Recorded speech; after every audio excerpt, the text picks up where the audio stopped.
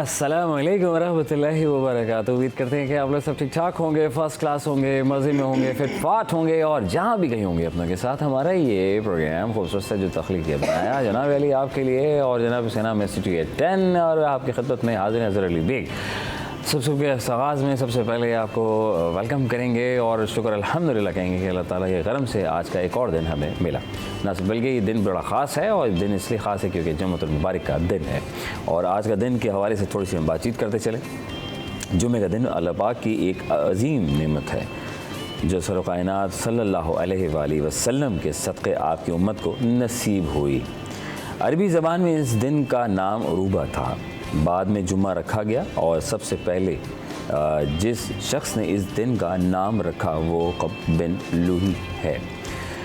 दिनों का सरदार, जुम्मा दिनों का सरदार है। बेहतरीन दिन की अगर बात की जाए तो बेहतरीन दिन जिस पर सूरज तुलू हुआ वो जुम्मे का दिन है। बख्शिश का दिन जनाब तो बात की जाए तो जुम्मा और शब जुम्मा की हर घड़ी में 600 लोग जहन्नुम से निजात पाते हैं। अज़ाब क़ब्र से निजात है तो बात की जाए तो जुम्मा या शब जुम्मा को जिस मुसलमान का इंतकाल हो जाता है अल्लाह उसे फ़तह क़ब्र से महफूज रखता है, यानी फ़ितने क़ब्र से महफूज रखता है। मसाकीन का हज, जुम्मा मसाकीन का हज है। कबूलियत का वक्त की अगर बात करें तो जुम्मे का दिन एक घड़ी है, एक घड़ी है उसमें जिसमें दुआ कबूल होती है। ना से बात की जाए जुम्मे को छोड़ने वाले लोग बाज़ आ जाएं वरना अल्लाह उन पर मोहर लगा देगा, फिर ये गाफिलों में शुमार होने लगेंगे। क़यामत जुम्मे के दिन होगी। अगर बात की जाए क़यामत का दिन कब होगा तो ये हम आपको बताते चलें। वैसे तो हर मुसलमान फ़र्द को ये बात मालूम है। ना सिर्फ बात ये शहादत का सवाब, जिसका इंतकाल जुम्मे को हुआ उसके लिए शहादत का सवाब है। मैशर में जुम्मे की शान, क़यामत के दिन अल्लाह पाक तमाम दिनों को उनकी सूरत में उठाएगा जबकि जुम्मे को चमकाता हुआ सूरज जो है वो सामने आएगा। अल्लाह पाक हम सबको इस बाबरकत दिन की बाबरकत नसीब अता फरमाए। जुम्मे का दिन है जनाब अली और अल्लाह ताला हमारा आज का दिन भी खैर आफियत से ये दिन गुजारे और हम पूरी कोशिश के साथ, अपनी लगन के साथ, मेहनत के साथ जो है वो सिलसिले को आगे बढ़ाएंगे। और ख़बरों को शामिल बहुत ज़रूरी है, बहुत सारी ख़बरें हैं और उसके लिए हमने मदऊ किया अपने स्टूडियो में। खुर्शीद भाई अस्सलाम वालेकुम वरहमतुल्लाह। सर कैसे मिजाज? अल्लाह का शुक्र अल्हम्दुलिल्लाह। बेग साहब आप बताइए। अल्हम्दुलिल्लाह दुआएं चाहिए फ़र्स्ट क्लास। कैसा था गुजरा आज का दिन? बल्कि शुरुआत हुई सुबह से, शुरुआत हमारी सुबह अर्ली हो जाती है और एक हदीस का मफ़हूम है, अल्लाह के नबी सल्लल्लाहु अलैहि वसल्लम ने फरमाया, अल्लाह का हमेशा माफ़ फरमाए कि बूरी कल उम्मती फ़ी बकूरी हा, कि मेरी जो उम्मत की जो खैर है वो सवेरे में है जी। तो अगर हम अर्ली मॉर्निंग उठकर जो है वो सूरज से पहले थोड़ा सा उठ जाएं तो ज़िंदगी बड़ी खुशगवार गुजरती है फिर और दिन बड़ा अच्छा गुजरता है। और क्योंकि सुबह सवेर जो आप निकलते हैं नमाज़ पढ़कर वॉक करने के लिए तो आपका जिस्म, आपकी आँखें, आपका पूरा जिस्म जो है वो ताज़ा तवाना हो जाता है। और फिर अल्लाह की जो रहमत है और क्योंकि आज जुमा भी है उस हवाले से कुछ नौजवानों को भी ये हम बात बता दें कि अल्लाह की रहमत हमेशा सुबह के वक्त ही बरस रही। वैसे तो पूरा दिन ही अल्लाह की रहमतें बरस रही होती हैं लेकिन सुबह को ज़्यादा अफजल करार दिया गया है कि नमाज के वक्त से सुबह, क्योंकि अल्लाह के नबी सल्लल्लाहु अलैहि वसल्लम ने फरमाया कि बुरी कल उम्मती बकूरी है, कि मेरी उम्मत की जो खैर है वो सवेरे में है। तो सुबह के औकात में रिज़्क़ की तकसीम का जो मामला है वो सुबह के औकात में होता है और जब सुबह उठते हैं, नमाज़ पढ़ते हैं, वॉक करते हैं, वर्जिश करते हैं और अर्ली आप नाश्ता भी करके और फिर ऑफिस आ जाते हैं। तो ये एक अच्छे दिन का आगाज़ जो है वो इस तरह होना चाहिए, सूरज से थोड़ा सा पहले उठ जाए। हाँ। दुनिया में आज इस ट्रेंड को माना जा रहा है जी। आज इस ट्रेंड को यूरोप और बरतानिया सब जगह ये कहा जा रहा है कि आप जो है वो अर्ली मॉर्निंग उठें। तो हमारे यहाँ तो दिन में ये इस बात का एहतमाम किया जाता है नमाज का। तो जब वो कहते हैं तो हमें तो पहले से ही बता दिया गया है। और फिर जब आप कुरान पाक की तिलावत करते हैं सुबह सवेरे उठकर तो आप यकीन करें जहन और दिल तरोताज़ा हो जाता है क्योंकि कुरान वो किताब है जो दर से इनकलाब है। हाँ बेशक ये बात है। और हम बहुत से लोग जो है ना सोते रहते हैं तो सोना नहीं है, अगर आप सो गए तो बहुत कुछ खो जाएंगे। तो बहुत खुशी बात, बड़ी प्यारी और खूबसूरत बात की है कि जब सुबह आप उठते हैं तो ये नहीं नमाज अदा की और कुरान शरीफ पढ़ा फ़ौरन सो गए, नहीं साहब थोड़ा जाके वर्कशॉप भी कर लें, थोड़ा दुनिया इधर उधर देखने बहाने चले जागने का मौका मिल जाएगा, फिर आदि बनी जाएंगे कि सुबह मैं कैसे उठूँ। बड़ा मुश्किल होता है जो लोग देर से थोड़ा सा सोते हैं उनके लिए दिक्कत होती है। आज थोड़ा सा मेरे साथ ऐसे हुआ। सर कराची में बड़ी ज़बरदस्त खुशाइन बात करूँगा, क्योंकि बहुत से लोग गर्मियाँ नहीं जाने का नाम ले रही, और गर्मियाँ जो हैं वो जा नहीं रही, और बाकी शहरों में तकरीबन आन पहुँची हैं और मौसम खुशगवार हो गया है, लोग लिहाफ ले रहे हैं, फैंस क्लोज़ हो गए, एसी बंद हो चुके हैं, लेकिन कराची में भी जो है वो सिलसिला जो है वो बढ़ा हुआ है। तो सर वो धुंध शुन हफ्ते को भी धुंध होगी, आज भी धुंध होगी, तो ये धुंध से जो है मामला कदरे मुझे लग रहा है शुरुआत हो गई है कराची में। हाँ देखिए बेग साहब, जो अपर एरियाज़ हैं वहाँ भी हल्की हल्की बारिशों का सिलसिला शुरू हुआ है, कहीं बूंदाबांदी भी हुई है, और फिर जब शुरू हो जाता है सिलसिला तो ये ज़मीन के अब ये आगाज़ मोहब्बत है सर्दी की। अब सर्दियों के हवाले से, क्योंकि हमारे यहाँ तो सर्दी आती कोयटा से, अब क्यों अपर एरिया में भी मौसम जो है वो अब खुनकी शुरू हो गई है वहाँ पे भी, तो अब उम्मीद है कि गर्मी की जो शिद्दत है वो कम हो जाएगी और सर्दी की बहारें जो है वो आना शुरू हो जाएंगी, क्योंकि अर्ली जो मौसमियाती तब्दीलियाँ हैं वो तो पूरी दुनिया के लिए एक चैलेंज बन चुकी है। और पाकिस्तान में भी इसकी एक सबसे बड़ी वजह ये है कि हमने जो शजरकारी है उसको अहमियत नहीं दी है अपने इलाकों में, और जो पुराने दरख्त थे नीम के, बरगद के, पीपल के, उनको बदकिस्मती से काट दिया गया, और वो कट के कहाँ गए और किसके हुक्म से कटे थे इसका भी कोई इदराक नहीं है, लाइल हैं लोग भी। और हम जिससे जो नोटेबल पर्सन हैं, जो इख्तियारात रखते हैं, उनसे पूछते हैं, तो बस वो ये इस बात को कहकर ये बात टाल देते हैं कि हाँ इस पर कोशिश करते हैं कोई इंक्वायरी कमेटी बनेगी। तो हमारी शाहराहों पे आप देखें कि पूरे कराची में इतने दरख्त नहीं हैं जितने आप स्टील टाउन चले गए।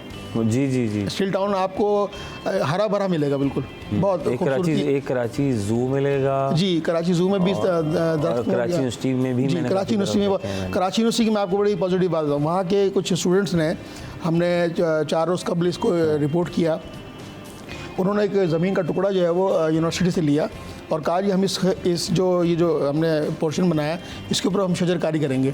तो उन्होंने बेग साहब 1000 पौधे लगाए, उस ज़मीन को ज़रखेज़ किया। पहले वहाँ कचरा था, ठीक है, बिल्कुल वो किसी ऐसे लगता था कि जब किसी काबिल नहीं है ज़मीन, उन्होंने इस टुकड़े को ज़रखेज़ किया और काश्तकारी के काबिल बनाया।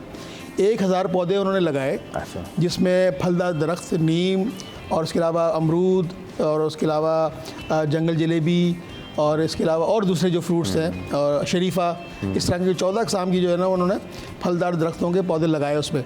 और हर स्टूडेंट्स ने अपने नाम का एक टैग लगाया। अच्छा, ठीक है, वो अपनी क्लास के बाद आएगा और उस पौधे को जो है वो पानी देगा। अच्छा, तो ये उन्होंने खुद एक महसूस की जिम्मेदारी कि हमें इसकी आबियारी करनी है, और अपने नाम का जो टैग लगाया उसको खुद वो पानी देंगे।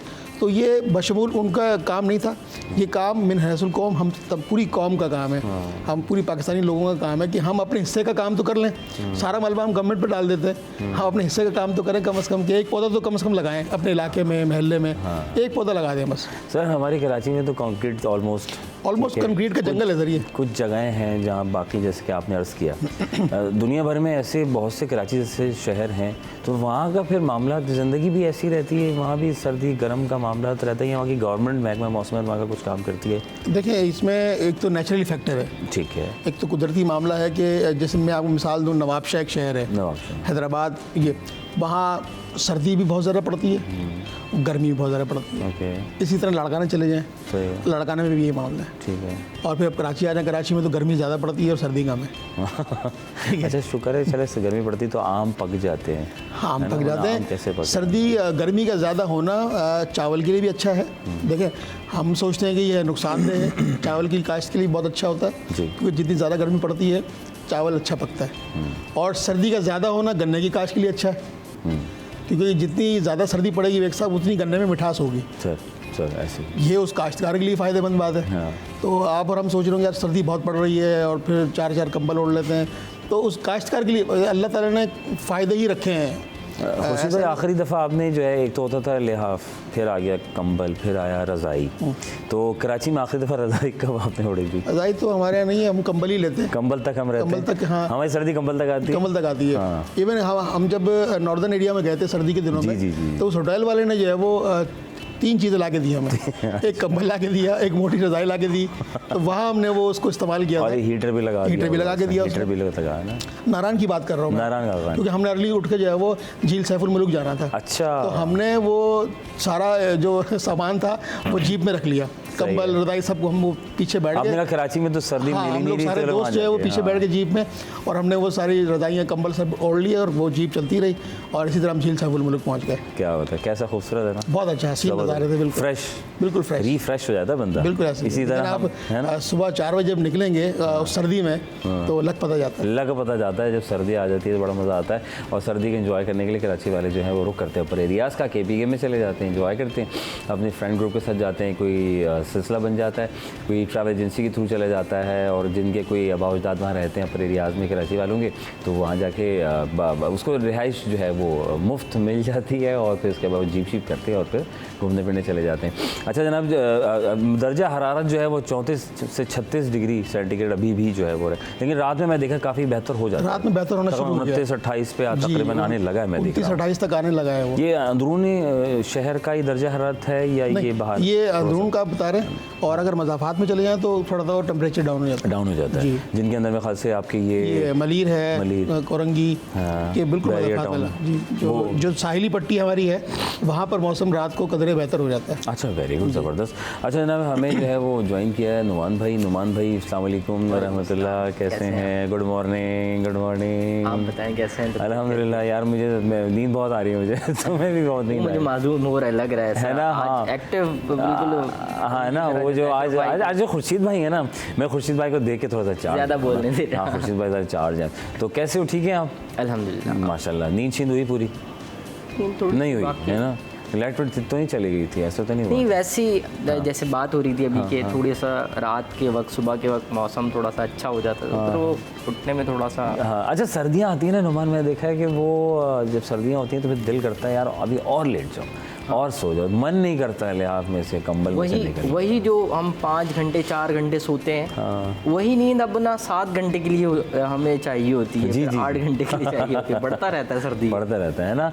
चलें यार, वेरी गुड, माशाल्लाह, वेलकम करेंगे। नींद का जो लेवल है ना बेग साहब, वो तो एक मैक्सिमम 4 से 5 घंटे का मैक्सिमम लेवल होता है। अच्छा, उसके बाद की जो नींद होती है वो हमारी अपनी सुस्ती होती है। लेकिन इंसानी जो नींद है वो पूरी हो जाती है।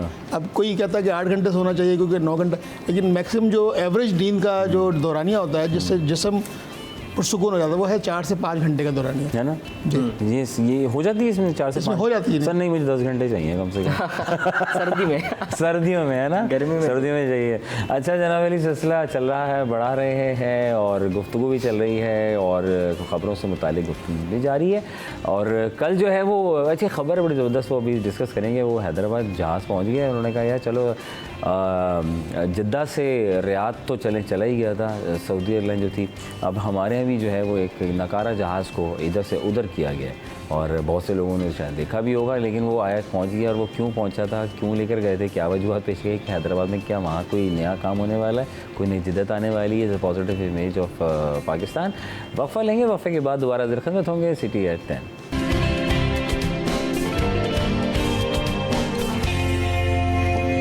Welcome back once again city at 10। आपका मेज़बान अज़हर अली बेग आप लोग खिदमत में हाजिर है। और अब जनाब कॉफ़ी आ गई है तो थोड़ा सा मैं चार्ज हो गया हूँ और थोड़ा सा एक्टिव हो गया हूँ जनाब अली। इसके आगाज़ में बड़ा मज़ा आता है ना, लाइवली मूड होता है, पता चले कि हम वाकई सो कर आ रहे हैं।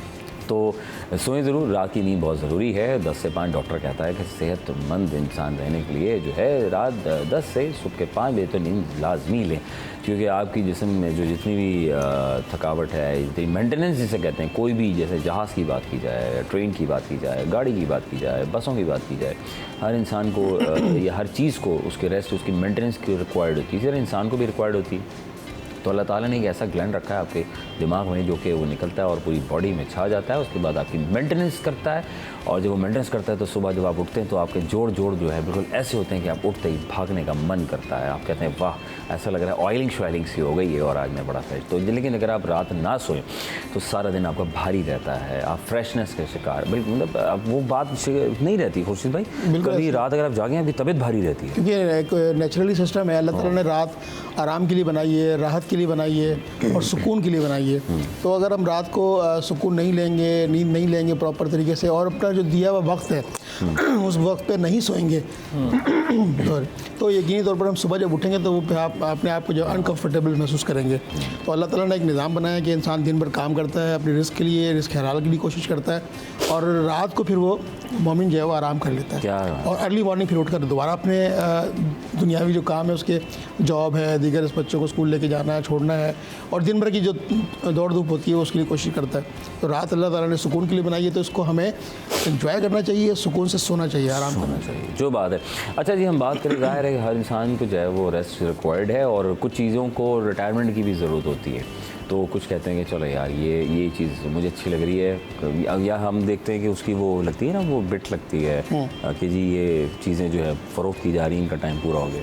तो ऐसी जो है निजी एयरलाइन का एक जहाज़ जो है सऊदी अरब में, आपने कुछ अर्सा पहले देखा होगा कि उन्होंने मुंतकिल, क्योंकि इवेंट उनका नेशनल डे बनाया जाता है, तो उसको इनेकाद किया, जिसमें 3 जहाज़ों को पाकिस्तानी ड्राइवरों ने महारत के साथ, यानी दुनिया के सारे ड्राइवर्स आ गए, ट्रॉलर्स आ गए, और उन्होंने कहा कि नहीं सर, हम तो नहीं ले जा सकते, बड़ा लंबा रास्ता है, ऊँच नीच का सिलसिला है, तो मुश्किल है। तो फिर 3 पाकिस्तानी ने उसमें हिस्सा अपना दिया और उन्होंने कहा सर हम ले जाएंगे, मसला नहीं है, और बासानी ले गए पाकिस्तानी तीनों जहाज़ जद्दा से जो है वो। अच्छा, एक लफ्ज़ हम अक्सर और बेशतर कहते हैं जद्दा, हम उम्रा करने जाने थे, कहाँ आपका लैंडिंग कहाँ है सर, मदीने है या जद्दा है? तो भाई जद्दा नहीं है, उसका सही उर्दू का लफ्ज़ जो है वो जिद्दा है, जिद्दा। तो ये ज़रा मुझे एक जगह मिला तो मैंने सोचा कि क्यों ना मैं आपसे शेयर करूँ।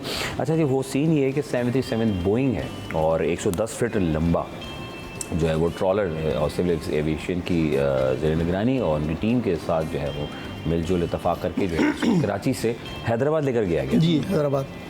देखिए, ये शाहीन एयरलाइन का तैयारा था और इसको 2014 में ग्राउंड कर दिया गया, ठीक है। और फिर इसकी इसी साल जुलाई के अंदर इसकी बिडिंग हुई थी। अच्छा। और फिर गुज़िश्ता रोज़ उसको जो है वो हैदराबाद की तरफ लेके जाया गया। वहाँ हैदराबाद में सिविल एविएशन अथॉरिटी का इंस्टीट्यूट है। अच्छा। तो उस इंस्टीट्यूट में तलबा तालिबात एविएशन से मुतल्लिक जो ट्रेनिंग हासिल करते हैं, तो बेसिकली ये इस जहाज़ को वहाँ ले जाने का मकसद यही है कि वहाँ के तालिब इल्म इसके ऊपर, इसके हवाले से जानेंगे, इस पर जो इसके मुतल्लिक पढ़ेंगे, और फिर ज़्यादा जो स्टूडेंट्स होते हैं वो उस पर मुख्तलिफ तकनीकी पहलुओं से उसकी जांच पड़ताल करते हैं, उस पर मुतल्लिक सवाल करते हैं। जिस तरह हमने मेडिकल स्टूडेंट होते हैं तो बॉडी के ऊपर वो प्रैक्टिस करते हैं, या बॉडी नहीं होती तो कम से कम बॉडी के पार्ट्स से मुतल्लिक वो इसकी जानकारी लेते हैं कि कौन सा इंसान का जो उज़ू है और कौन सा ऑर्गन जो है वो किस तरह से फंक्शन करता है। ठीक है। तो सारे जहाज़ जो एक बड़ा सब्जेक्ट है, और अल्लाह ताला ने जो परिंदे बनाए वो, उसमें आप देखें उसका कोई मैकेनिज्म नहीं सर है। क्या शाकार है, मैं कहता हूँ उसको देखते हैं। इसी तरह शाहीन है, बाज है, और बहुत सारे परिंदे हैं जो हवा में फ्लाई करते हैं, वो आप, और एक ये इंसानी हाथ का बनाया हुआ जहाज़ है, तो कितना लंबा चौड़ंगा और सब कुछ होता है। तो इस तरह आप ये इसकी मिसाल यूँ ले लीजिए कि इसके बहुत सारे तकनीकी पहलू जो एविएशन सेक्टर के लोग आते हैं इसमें तरबियत लेने के लिए, उनके लिए बेसिकली तौर पर ये लेके जाया गया। और इसको लेके जाने का तरीका ये था कि वो जो सऊदी ट्रांसपोर्ट कंपनी थी वो इसको लेके गई है। अभी भी 110 फीट कंपनी, वो जो जिद्दा से रियाद सऊदी एयरलाइन, तो वही टीम थी या कोई और लोग? टीम कोई और होगी, लेकिन ट्रांसपोर्ट यहीं की कंपनी थी। अच्छा। तो लेकिन उससे कोई ताउन होगा इनका। तो 110 फीट लंबा था ये। जी जी। और वो ट्रेलर जो था वो 80 फीट अच्छा उस पर लेके गए। अच्छा। लेकिन होता ये कि इसकी जो विंग्स थी वो उन्होंने उतार लिए थे। वो कहाँ गए? वो रखे हुए थे वहीं पे। अच्छा, उतार के वो रख ली, क्योंकि उसका बहुत लेंथ उसकी लंबी होती है, तो उनको उतार के उसमें रख लिए ट्रेलर के अंदर ही, फिर वहाँ जाके उसको असेंबल कर लेंगे। अच्छा, ओके, फाइन जी। और होता ये कि ये पूरा जहाज़ एक सिंध में लेके जाएगा, वरना ये पार्ट्स में लेके जाया जाता है। तो पार्ट्स में ले जाने में मुमकिन है उनके जहन में ये ख्याल हो कि इसके ऊपर हमारी लेबर कॉस्ट ज़्यादा आएगी और हो सकता है इसमें टाइम भी लग सकता है। तो फिर उन्होंने इसी सिम पे एक बड़ा ट्रेलर का इंतज़ाम किया, और तारीख का हमारे पाकिस्तानी ड्राइवर्स ने बड़ा बारका सर अंजाम दिया। क्या बात है। और हैदराबाद ले गया उसको टूल प्लाजा से। तो रात को 11 बजे के बाद हैदराबाद शहर में उसको दाखिल किया गया। अच्छा। क्योंकि ट्रैफिक हैदराबाद बेसिकली बहुत कंजेस्टेड है। जी जी जी, बहुत कंजेस्टेड है, तो उसकी कंजेशन की वजह से उनको रात को जब ट्रैफिक का फ्लो कम हो जाता है फिर उसको जहाज़ को इंटर किया। सर वहाँ भी तो एयरपोर्ट था ना वहाँ पे, नुमान भाई? हाँ बिल्कुल है, वहाँ एयरपोर्ट है। और उसके हवाले से एक बड़ा वाक़या भी रहा है, जब हाई जैक हुआ जहाज़ और उसे एयरपोर्ट पर, दिल्ली का एयरपोर्ट बताकर वहाँ उतार दिया गया। हाँ यार, बताओ। तो एक हैदराबाद में एक एयरपोर्ट भी है। दूसरा, जब पाकिस्तानियों ने देखा जब सऊदीया में हम ले गए तो फिर ये तो कराची अपना ही यहाँ तो इलाका है, सारे आ गए, लो मैं ले जाता हूँ। मैं ले जाऊँगा। लेकिन वहाँ और यहाँ की सड़कों में फ़र्क है, वहाँ ट्रैफिक और यहाँ का ट्रैफिक फ़र्क है इन दोनों चीज़ों में। हमारे ये हाईवे पर कभी कभार तो इतनी ट्रॉलर्स की लंबी लाइन लग जाती जी है हाँ। कि अगर कोई फंस जाए बंदा तो वो उसको फिर शाम हो जाती है। जैसे 14 अगस्त के वक्त अगर बहरिया टाउन जा रहे होते थे लोग, तो वापसी में वो फिर सुबह 7 बजे 8 बजे निकलते ऐसे थे, ही जो है। 12 बजे सड़कों पर आ जाते थे। हाँ। तो सूरत हाल यही है कि ऐसे पाकिस्तान में इस जहाज़ को लेकर जाना बहुत मुश्किल काम था एक, और करके दिखाया भाई हम लोगों ने। कमाल है यार, कमाल हो गया। बहुत से लोग तो कहते हैं यार चला ही देते हैं, बंदे बैठ के चले जाते, टिकट लगा मुश्किल के साथ जो है वो डेंजर भी था ये, क्योंकि कोई भी हादसा रोनुमा हो सकता था, क्योंकि हमारी जो सड़कें हैं ना वो इस काबिल नहीं है। अच्छा, लेकिन फिर भी देखें, चले वहाँ तो सड़कें बेहतरीन थी सऊदी अरेबिया में, और जबकि पाकिस्तान उससे पहले हमारे सड़कें, और वहाँ मैं एकदम देख रहा था एक फुटेज में, मदीना मुनव्वरा में जो है वो सड़कें, मदीना मुनव्वरा के तरफ की सड़कों का हाल बुरा हाल था। जब हमारे यहाँ हाईराइज टावर, जिसे उस ज़माने पाकिस्तान में कहा जाता, जो सिटी स्टेशन के सामने एक निजी बैंक का बना हुआ है, और उस ज़माने वो बन रहा, तकरीबन बन चुका था, तो सोचें लेवल आप, और आज वो कह रहा है कि यार सबसे हाईराइज टावर हमारे पास होना चाहिए, और पार्क बड़ा ज़बरदस्त पार्क बनाने जा रहे हैं सऊदी। एक ख़ास बात कि भाई वो एक तो फास्टेस्ट रोलर कोस्टर बन रही है एंड हाईएस्ट रोलर कोस्टर वहाँ पे बनने जा रही है, और हालांकि वहाँ का दर्जा हरारत बहुत ज़्यादा है, गर्मी का तनासुब ज़्यादा है, उसको मद्देनज़र रखते हुए उन्होंने इस पार्क को इस तरीके से उसको ऑर्गेनाइज़ कर रहे हैं जो कि देखने वालों के लिए बड़ा दंग रहेगा इन द फ्यूचर, क्योंकि सऊदी अरेबिया चाह रहा है कि 2030 तक जो है मैं एक तरह नए रूप के सामने आऊँ। बिल्कुल। तो जब आप सऊदी अरेबिया जाएँ तो ज़रूर जाइएगा, और दुनिया की highest and longest roller coaster का वहाँ पे, तो जब वहाँ की सड़कें इतनी लाजवाब, तो वहाँ जब हमारे जो है वो 3 जहाज़ 3 ड्राइवरों ने ले गए, तो फिर यहाँ की सड़कें, और उसके बाद वहाँ पर ये भी एक महारत है, टैलेंटेड लोग हैं। अच्छा सर, जुमेरात को Karachi water and sewerage board ने जो है वो एक मुनक़्क़िद किया है, एक तकरीब मुनक़्क़िद हुई है, Korangi association and trade industry के सदर जुनैद नकवी साहब। सर क्या ऑनलाइन बिलिंग पोर्टल मुतारिफ़ कराया है उसके अंदर, इसके बारे में क्या है आपके अपडेट? देखिए, जो चार्जेस हैं हम लोगों को पे करने होते हैं, लाइन में लगते हैं हम लोग, और उसमें दुश्वारी का सामना करना पड़ता है। जो जॉब मुलाजमत पेशा अफराद होते हैं जो मुलाजमत पेशा अफराद होते हैं उनको टाइम की किल्लत का सामना करना पड़ता है। ऑफिस जल्दी पहुंचना होता है, कहीं स्कूल जल्दी पहुंचना है, कहीं किसी इंडस्ट्री में काम करना है, उसको वहाँ जल्दी पहुंचना है। तो ये जो ऑनलाइन पोर्टल है, इसी तर्ज पर जो है वो पासपोर्ट ऑफिस में भी ऑनलाइन फ़ीस को पे करने का पोर्टल मुतारिफ़ कराया कि वो ऑनलाइन जो है वो फ़ीस को पे कर सकते हैं। तो ये शहरियों की एक सहूलियत के लिए उन्होंने एक नया निज़ाम वज़ा किया है। अच्छा। जिससे शहरी जो है वो मुस्तफ़ीद भी होंगे और टाइम की भी सेविंग होगी। ठीक है सर, और इनसे किसको नमाज भाई और किस किस को इससे फ़ायदा हासिल होने वाला है? सनतों को सबसे ज़्यादा होगा इसमें, क्योंकि सनतों में ज़्यादातर जो लोग होते हैं वो काम करने वाले होते हैं, वो कहते हैं भाई हम बस ऑनलाइन कर दें, लाइनों में ना लगना पड़े। तो उन्हें ज़्यादा होगा, और इस तकरीब में ज़्यादातर सनतकारों ने शिरकत की है। बड़े बड़े ये काटी है, नकाटी है, इसके जो ताजिर हैं इनकी जानिब से इसके अंदर शिरकत की गई है, और उन्हीं की जानिब से ये इनिशिएटिव पेश किया गया था, और फिर उसके बाद इसको लिया गया है। तो ये एक अच्छा इक़दाम है, और ताकि लाइनों में ना लगना पड़े। हम देखते हैं हम कहीं भी चले जाएं, कोई से भी महकमे में चले जाएं, हमें लाइन लगानी पड़ेगी। हालांकि नादरा की जानिब से इतने बड़े मेगा सेंटर्स बनाए गए हैं, लेकिन हम उसके बावजूद देखते हैं कि उसके बाहर इतनी बड़ी लंबी लंबी लाइनें लगी हुई होती हैं, और जब नंबर आता है बंदे का तो उसे पता चलता है कि मेरे तो डॉक्यूमेंट पूरे नहीं हैं। अच्छा, वापस जाना पड़ता है। ये आपकी बात बरहक है बिल्कुल नुमान भाई, और मैं ये भी देख रहा हूँ खुर्शीद भाई आप दोनों से कि पासपोर्ट के भी हालात हैं बिल्कुल ऐसे। अच्छा, जबकि ऑनलाइन है, लेकिन अफसोस की बात ये है कि अभी हमारे कज़न ने ऑनलाइन जो है वो पासपोर्ट उन्होंने अप्लाई किया, लेकिन सब चीज़ें पे होने के बाद जो है वो मामला जो है वो जी इनकम्प्लीट रह गए, क्योंकि जी वो फला सर्विस की मसला था, ये था। लेकिन वो जैसे कहते हैं ना कि जब तक लाइन में खुद से ना खड़े हों, फिजिकली तौर पर यकीन नहीं आता, कि भरोसा नहीं होता। बेशक हम ऑनलाइन तो जा रहे हैं, लेकिन उसको तसल्ली बख्श नहीं हो पा रहा। इसमें जो ऊपर के अफसरान हैं उन्हें ये बात कही जाती है कि सब कुछ सेट है, सब कुछ ठीक चल रहा है, सब कुछ हो रहा है, इस वजह से वो लोग भी एक्शन नहीं ले पाते। ठीक है। निचला जो तबका है, जो नीचे अफसरान हैं, वो इन चीज़ों को रोक देते हैं। ठीक है। अच्छा, इसके लिए अच्छा इकदाम ये हो सकता है कि किसी भी मेगा सेंटर हो, कोई भी नादरा का ऑफिस हो, या कोई भी पासपोर्ट ऑफिस हो, कोई भी महकमा हो, उसके बाहर एक डेस्क लगा दी जाए जिसके ऊपर लोग आगे अपने कवाइफ जांच पड़ताल करवा लें पहले, उसके बाद लाइनों में लगें, ताकि उनका जब नंबर आए। हाँ, और उसकी चाबी जो है ना टॉप मैनेजमेंट के पास होनी चाहिए। जी बिल्कुल, इसी तरह हो, तो ताकि उन्हें मालूम हो कि भाई हमारे कवायद पूरे हैं या नहीं, हमारे डॉक्यूमेंट्स पूरे हैं या नहीं, हम इसके लिए अहल हैं या नहीं, ताकि इतनी बड़ी बड़ी लंबी लाइनों से बच जाएं लोग। और फिर नंबर आता है, फिर जाते हैं, फिर वापस आते हैं, फिर वो कहते हैं नहीं आप अपनी वालदा को भी लेकर आए, फिर वो घर जाते हैं, फिर लाइन लगाते हैं, फिर वालदा बेचारे बुज़ुर्ग लोग वो भी खड़े हुए होते हैं लाइनों में।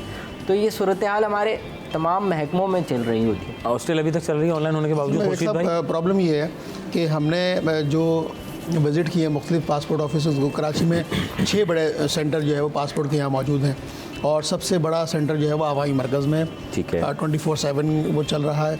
तो इसमें एक सफूरा पे भी इन्होंने ओपन किया है जी। इसमें जो क्रेडिट है वो मोहसिन नकवी साहब को जाता है, जो हमारे इस वक्त होम मिनिस्टर हैं फेडरल गवर्नमेंट। तो 3 इसकी टाइमिंग्स हैं, मॉर्निंग नाइट, ठीक है, अवामी मरकज़ जी, ओके। और वहाँ बाकायदा जो है वो 3 शिफ्टें काम करती है, तीनों पर वहाँ असिस्टेंट डायरेक्टर बैठते हैं, ओके। लेकिन जो जहाँ तक बात है, जिस तरह नुमान साहब ने बात की अभी, इंफॉर्मेशन के हवाले से वहाँ पर इंफॉर्मेशन डेस्क भी कायम है, और आप जाएं तो वहाँ प्रॉपर तरीके से आपको मालूमात भी मिलेगी, और पूरी तरह से एक चार्ट अवेदा किया हुआ उन्होंने। अच्छा। एक नोटिस बोर्ड पे चार्ट बनाया हुआ है, बोर्ड लगाया हुआ है पैनाफ्लिक्स का, उस पर तमाम डॉक्यूमेंटेशन की तफसीलात लिखी हुई हैं और तमाम कवायद लिखे हुए हैं। अच्छा। कि आप अगर न्यू पासपोर्ट आपने बनवाना है तो आपको क्या चीज़ें साथ लेकर आनी है, और आपने रिन्यू करवाना है तो क्या लेकर आना है, अपने बच्चों को बनवाना है तो क्या लेकर आना है। ओके। अच्छा, हमारे यहाँ प्रॉब्लम ये है, हमारे जो शहरी हैं वो चाहते हैं कि यार ना पढ़ना पड़े कुछ, और ना ही हमें एक सिस्टम को समझना पड़े। तो हमारे पास एक आसान वाली होता है कि हम एजेंट माफिया के पास चले जाते हैं, हम खुद ही मौका दे रहे हैं, हम एजेंट माफिया को पैसे देते हैं कि यार आप 1500 रुपये ले लें मुझसे और मेरा सारा काम करवा देंगे, मैं सुकून से बैठेगा। और हम अलकसी कह लें, सुस्ती कह लें इसको, और खुद ना मुगलों माजरत के साथ ये मुगलों के दौर से तो नहीं है। हाँ, ये वही बिल्कुल इसी तरह ही है। तो अगर आप उसको 2,000 रुपये दे रहे हैं एजेंट को, आप उस पर इन्हिसार कर रहे हैं। भाई आप खुद कफील बने, खुद इन्हिसारी की तरफ आए, खुद पढ़ें उसको, और वो कवायद दे के खुद जमा करवा दें। मतलब मैंने 4 सेंटर्स को विज़िट किया, वहाँ पे रश भी बहुत कम था और लोग खुद एडमिट कर रहे थे चीज़ों को, और जो एजेंट माफिया थे वो बाहर खड़े हुए मुँह तक रहे थे सबका। तो ये तो चीज़ें हैं, सिलसिले को आपने अच्छे से बनाना है। अब आप डिपेंड करना है, आपने इस रिश्वत को आम करना है माज़रत के साथ। हम बीइंग अ मुस्लिम हम सब चीज़ें देखते हैं, पढ़ते हैं, समझते हैं, कुरान शरीफ को भी तर्जुमे के साथ पढ़ते हैं, लेकिन फिर भी आया कि हम दुनियावी कामों के चक्कर में जो है ना बहुत सी चीज़ें जो है वो इधर उधर हो जाती हैं, और फिर हम कहते हैं बस ठीक है हमारा काम पूरा हो जाए, लेकिन ऐसे ना करें, ऐसे में औरों का भी नुकसान हो रहा है। वक्फा लेंगे, वक्फे के बाद दोबारा ज़रा खिदमत होंगे, फिर मज़ीद खबरों को ऐड करेंगे और देखेंगे जनाब दिल्ली के LPG के रेट्स इस वक्त कहाँ जा रहे हैं। वक्फा।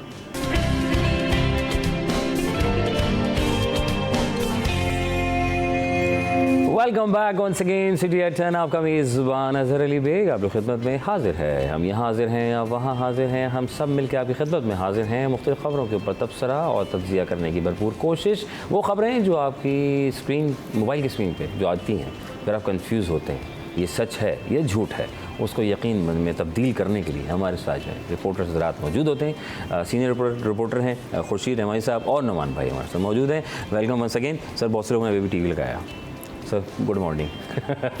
अच्छा सर, ये गवर्नर सिंध की खबर पे हम चलते हैं, क्योंकि प्रीवियस खबर चलने से पहले हम जो है वो जहाज़ की मुंतकिली के हवाले से बात कर रहे थे कि हैदराबाद पहुंच गया। चलो रात में निकला, खैरियत से जहाज़ पहुंच गया। खुद गया था? खुद गया। ये चला कर लेकर गया? नहीं, वो किसी पे इन्हिसार करके गया। क्या बात, सहारा ज़रूरी था। सादा है, सहारा ज़रूरी था सर, सारे बगैर तो फिर खुद तो नहीं गया ना, लेकर गया। सर, गवर्नर सिंध ने जो है वो दिवाली केक काट कर हैप्पी दिवाली का जो है वो तकरीब का आगाज़ किया है, और कराची हैप्पी दिवाली के मौके पर शानदार आतिशबाजी का मुजाहरा किया गया है। सर बेग साहब, इसमें गुज़िश्ता रात गवर्नर हाउस में इस तकरीब का एहतमाम किया, जिसमें गवर्नर सिंध कामरान खान टिसोरी ने केक काट के जो है वो हैप्पी दिवाली का आगाज़ किया। ठीक है। और उस तकरीब में हिंदू कम्युनिटी से ताल्लुक़ रखने वाले ख़वातीन, बच्चे, बुज़ुर्ग सबको मदऊ किया था। और फिर उसके अलावा गवर्नर सिंध ने इस मौके पे जो तनसाजी मुकाबला जिन्होंने जीता US में, रमीज़, उसको जो है वो गोल्ड मेडल भी दिया और 10 लाख रुपए का चेक भी दिया। ठीक है। इसके अलावा उन्होंने जो सदर आर्ट्स काउंसिल है अहमद शाह को भी गोल्ड मेडल दिया। जी। और मारूफ राइटर अनवर मकसूद साहब को भी वहाँ पर जो है वो उन्होंने गोल्ड मेडल का तोहफ़ा दिया। अच्छा। उसके अलावा जो 38 रोज़ा जो फेस्टिवल हो रहा है आर्ट्स काउंसिल में, वहाँ के कुछ चंद फनकार थे, उनको भी जो है वो गोल्ड मेडल से नवाजा गया, बल्कि सिंधी टोपी और जिना कैप भी पहनाई गई उनको और अजरक भी पहनाई गई। कल की हैप्पी दिवाली की तकरीब में बंस रोड के मुनफरिद खाने वहाँ पे रखे गए थे, जिसमें पानी पूरी, गोलगप्पे, कटाकट, उसके अलावा बिरयानी और कड़क चाय, कुल्फ़ी और इस तरह के तमाम आइटम खाने जो है वहाँ पर रखे हुए थे। और उसके बाद फिर जो आखिर में इस शानदार आतिशबाजी का मुजाहरा किया गया और देखा कि एक बड़ा खूबसूरत समा था। पैगाम ये था कि पाकिस्तान में जो हिंदू कम्युनिटी है या दीगर जो अक़लियती बिरादरी है उनको तमाम वो तहफ़्फ़ुज़ हासिल हैं, तमाम हुकूक हासिल हैं, किसी किस्म के उनको ख़तरात लाहक नहीं है पाकिस्तान में। वो अपनी मजहबी रसूमात, मजहबी तकारीब बड़े आज़ादाना तरीके से कर सकते हैं, जो उनको एक हदूद और क़यूद का उनका मामला किया गया है। ईसाई हैं वो चर्चेज़ में करते हैं, हिंदू कम्युनिटी के लोग हैं वो अपने मंदिर में तकरीब का एहतमाम करते हैं। तासुर ये था और पैगाम ये था पूरी दुनिया को कि पाकिस्तान अमन पसंद मुल्क है और यहाँ के रहने वाले अमन चाहते हैं और भाईचारगी का पैगाम देते हैं। और गवर्नर सिंह स्पेशली इस बात में सबसे सबकत लेके जा रहे हैं, क्योंकि वो मुख्तलिफ कोई भी मौका होता है तो उसमें वो पेश रहते हैं और अपने खदमात जो है वो देते भी लोगों को। और गवर्नर हाउस आके लोग एहसास करते हैं कि यार ये कोई अवामी गवर्नर है जो हमें अपने पास बुलाता है। कल रमीज़ ने जो तनसाजी का मुकाबला जिन्होंने जीता, उन्होंने इस बात का शिकवा भी किया कि मैंने यूएस में मुकाबला जीता, इतने सारे तनसाजों को हराया, तो मुझे हुकूमती सतह पर मुझे नहीं सराहा गया, ना मुझे कोई काबिल सताइश मैसेज मिला किसी की तरफ से। तो गवर्नर सिंह वो पहले शख्स है जिन्होंने मुझे बुला के मेरी हौसला अफजाई की है, मुझे मेरी हिम्मत बढ़ाई है और मुझे गोल्ड मेडल से नवाजा है। ये एक पॉजिटिव मैसेज है कि किसी की आप हौसला अफजाई करें, हौसला शिकनी ना करें। और अगर वो पाकिस्तान के लिए जीता है, पाकिस्तान का नाम उसने दुनिया भर में बुलंद किया है, तो उसकी हौसला अफजाई यकीनी तौर पर होनी चाहिए। Very nice. नुमान भाई ये बताएं कि गवर्नर हाउस में मुख्तलिफ तकरीब का जो है इनेकाद किया जाता है। अब IT के हवाले से और बहुत कुछ हो रहा है, JDC भी, ज़फ़र भाई भी, हमारे ज़फ़र अब्बास भी काम कर रहे हैं इसके ऊपर, और अब कामरान खान तसूरी साहब भी वहाँ हो रहा है। तो उनकी ज़रा मालूमाती कोई पैगाम उन स्टूडेंट्स के लिए जो कुछ करना चाहते हैं, तो वहाँ और क्या क्या होता है गवर्नर हाउस में के अंदर इस राइट नाउ? सिर्फ अगर आप IT का ही शोबा उठा लें, उसी के अंदर इतनी चीज़ें हैं कि उसके अंदर वो आपको एडिटिंग भी है, फिर उसके साथ वो क्या नाम है लोगो बनाना, और फिर उन्हें फ़रोग़ करना। IT के दीगर जो कोर्सेज़ हैं वो तमाम वहाँ पर सिखाए जा रहे हैं। जबकि उस हवाले से उनकी मतलब बड़ी अच्छी हौसला अफजाई भी की जा रही है, क्योंकि यही कोर्सेज़ 10,000 15,000 की फ़ीसिस पर हो रहे हैं। और फिर गवर्नर का इनिशिएटिव है ये, और उसके तहत ये बच्चे फ्री में हासिल कर रहे हैं। जब एंट्री टेस्ट हो रहा था इनका, जब हम देख रहे थे ग्रैंड एंट्री टेस्ट, उसके अंदर भी हमने देखा कि बच्चों ने बड़ी तादाद में शिरकत की।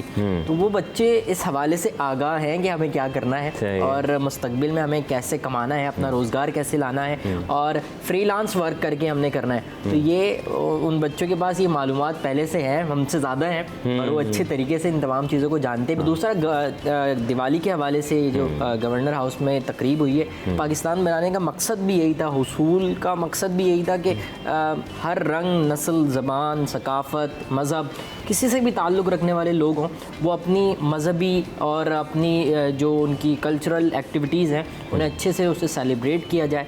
अब बड़ा अच्छा ये पैगाम है दुनिया के लिए कि ये पाकिस्तान जो है वो मुख्तलिफ़ रंग व बू के फूलों का गुलदस्ता है, और जिसके अंदर आज़ादाना तरीके से हिंदू बरादरी हो या सिख बरादरी हो, वो अपने मजहबी त्योहारों को मना सकते हैं और वो मनाते हैं।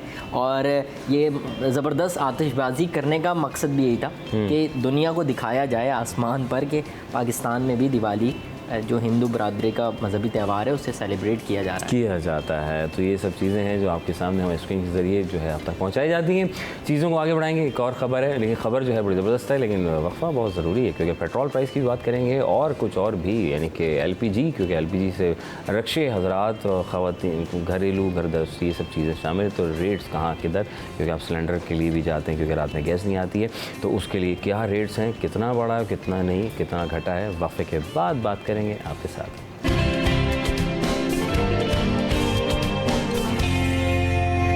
Welcome back once again city HN, आपका मेज़बान अज़हर अली बेग आपकी खिदमत में हाजिर है। हम हाजिर है आपके सामने आपकी खिदमत में, और ख़बरें लेके बहुत सारी ख़बरें हैं, और इन बहुत सारी में जो है वो सही खबरें, positive image of Karachi, positive image of Pakistan, being a Pakistan भाई से इस्लामी जमहूरियत पाकिस्तान और बीइंग अ मुस्लिम। तो हमें जो है याद रखना है कि अल्लाह की आँख, यानी हम कहते हैं ना कैमरे की आँख देख रही है, तो अल्लाह ताला देख रहा है, हर जगह लगा दें।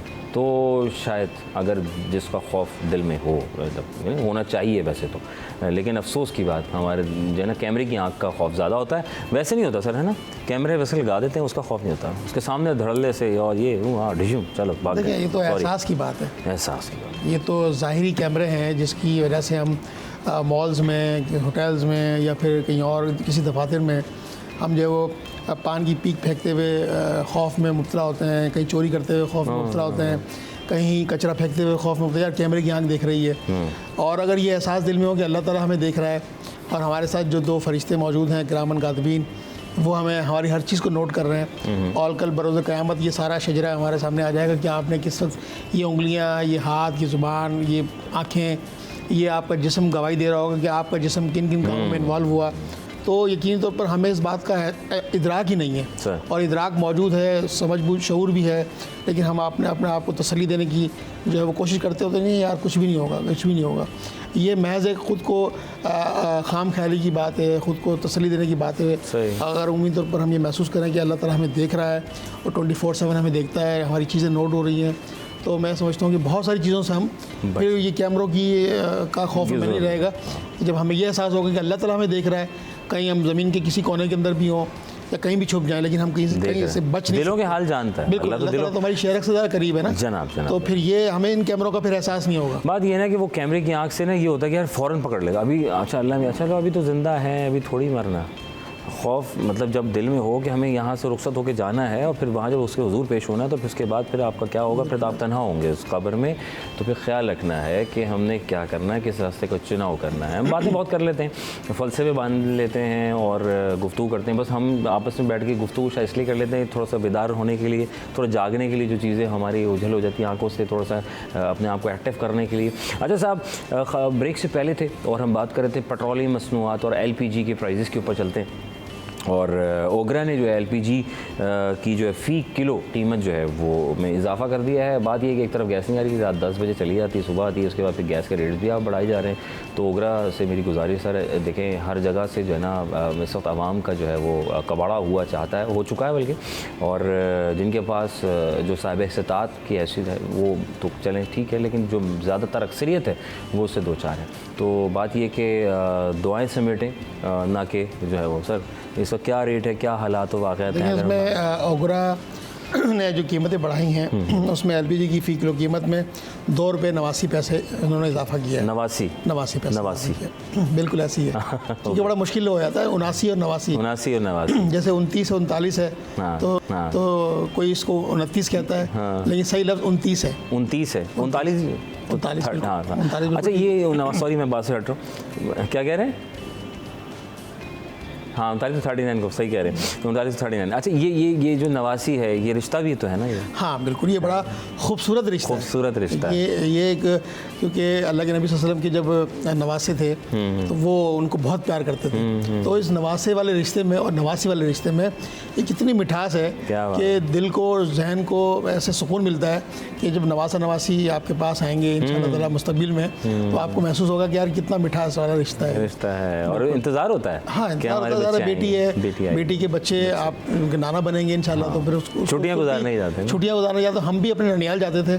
तो हमारी नानी नाना मामू सब बड़ी जो है वो यूँ बाएँ फैला के इस्तकबाल करते थे जून जुलाई की छुट्टियों में और खुशामदीद के 2-3 महीने तो कहीं नहीं जाते होंगे। हम तकरीबन 1.5 माह रहते थे नानी के घर। अर्ली जब हम बचपन में तो हम 1.5 माह रहते, फिर जब स्कूलिंग शुरू हुई हमारी प्राइमरी के बाद तो फिर हम अपनी सारी बुक्स किताबें वहीं ले जाते थे और वहीं अपना काम होमवर्क वगैरह। उस वक्त गैस आती थी? हाँ उस वक्त तो गैस की ऐसा नहीं था, अच्छा फ्लो था उस वक्त। इस वक्त बड़ी मुश्किल हो गई है। अच्छा अब सर्दियों की आमद होने वाली है और उसमें लोगों को गर्म पानी भी चाहिए होता है जी। तो अब उसकी शॉर्टेज शुरू हो जाएगी। ओके, जिस वक्त आपको जो चीज़ चाहिए और वो ना मिले तो आप अपना ब्लड प्रेशर बढ़ा सकते हैं। तो ये जो है एक सिलेंडर यानी 11 जो है वो 8 किलोग्राम का जो घरेलू सिलेंडर की बात कर रहे हैं, इस पर कितने अमूमन बढ़ते हुए दिखाई दे रहे हैं? तकरीबन 34 रुपये 9 पैसे का इस पर इजाफा हुआ है, जो 11 किलो के करीब जो सिलेंडर होते हैं उसमें। और दूसरा इसके साथ प्राइसेस पेट्रोल के भी बढ़े हैं। अच्छा, और वो तो कम कर रहे थे यार अभी। पेट्रोल बढ़ा है, अच्छा, बढ़ा। मिट्टी का तेल और लाइट डीजल जो है वो सस्ता हुआ है। अच्छा। यानी पेट्रोल पर 1.35 पैसे का, 1 रुपये 35 पैसे का इजाफा किया गया है। इसके साथ ही हाई स्पीड जो डीजल है उस पर 3 रुपये 85 पैसे का इजाफा किया गया है। और अब जो कीमत है पेट्रोल की वो 248 रुपये से भी तजावुज़ कर गई है, थोड़ी सी 248.38 पैसे की अच्छा, लीटर है। चल। और अब हाई स्पीड जो डीजल है वो भी महंगा है। और जो मिट्टी का तेल है जो वैसे इस्तेमाल है उस पर उसे सस्ता किया है हुकूमत की जानिब से। अच्छा अच्छा अच्छा अच्छा, तो पेट्रोल तो बढ़ा दिया, बाकी अब सब चीज़ें खुद ब खुद महंगी हो जाएंगी। सर, पेट्रोल बढ़ता है तो तमाम चीज़ें बढ़ती हैं, फिर महंगाई होती है। और जो ये चीज़ें अब हम देखें कि हमारा जो पेट्रोल था वो 285-290 रुपये तक गया था। जो चीज़ें उस वक्त बढ़ी थी, जो किराए उस वक्त बढ़े थे, जो चीज़ महंगी हुई थी चीज़ें, वो नीचे नहीं आई। पेट्रोल 248 पे आ गया, 247 पर आ गया, 246 तक आ गया था। चलें जी चीज़ें सस्ती सर, हैं। दुआ गो हैं कि अल्लाह ताला जो है वो चीज़ों को, और हम जो ये सब कुछ सिस्टम चला रहे हैं उनको हिदायत। तो सर आप दोनों का बेहद शुक्रिया, जज़ाकल्लाह नुमान भाई, आपका शुक्रिया। देख साहब, लेकिन इसमें जो घरेलू सिलेंडर है जी सर, उसकी सेफ्टी के लिए मैं समझता हूँ नाज़रीन को आप ये पैगाम प्लीज़ दें प्लीज़ प्लीज़ प्लीज़ कि सिलेंडर की सिक्योर उसको रखें। और जो आजकल फाइबर के सिलेंडर्स आ रहे हैं, क्योंकि उसमें जो अगर वो फटने की जो कंडीशन है उसमें घर के जो अफराद हैं, बच्चे हैं, मर्द हज़रात हैं, बीवियाँ हैं, ख़वातीन हैं, वो महफूज रह सकती हैं। और अगर दूसरा सिलेंडर भी वो यूज़ करें तो उसकी सेफ्टी वॉल वगैरह का ख्याल रखें। थैंक यू, बहुत प्यारी बात की है खुशी रहमान साहब ने कि ये सिलेंडर, आप जो डरते हैं ना कि अगर सिलेंडर घर पे आ गया तो बेगम कहती नहीं नहीं नहीं नहीं इसको बाहर निकाल दें, फट जाएगा। नहीं साहब, अच्छे नोज़ल का इस्तेमाल करें, अच्छी उसकी पैकेजिंग होनी चाहिए, उसकी क्वालिटी अच्छी होनी चाहिए, हल्की क्वालिटी के ना लें। तो बस सारी ये से जंग से बचाएँ और लीकेज से बचाएँ। तो वक्फा लेंगे, वक्फे के बाद दोबारा हाजिर खिदमत होंगे सिटी गेट 10।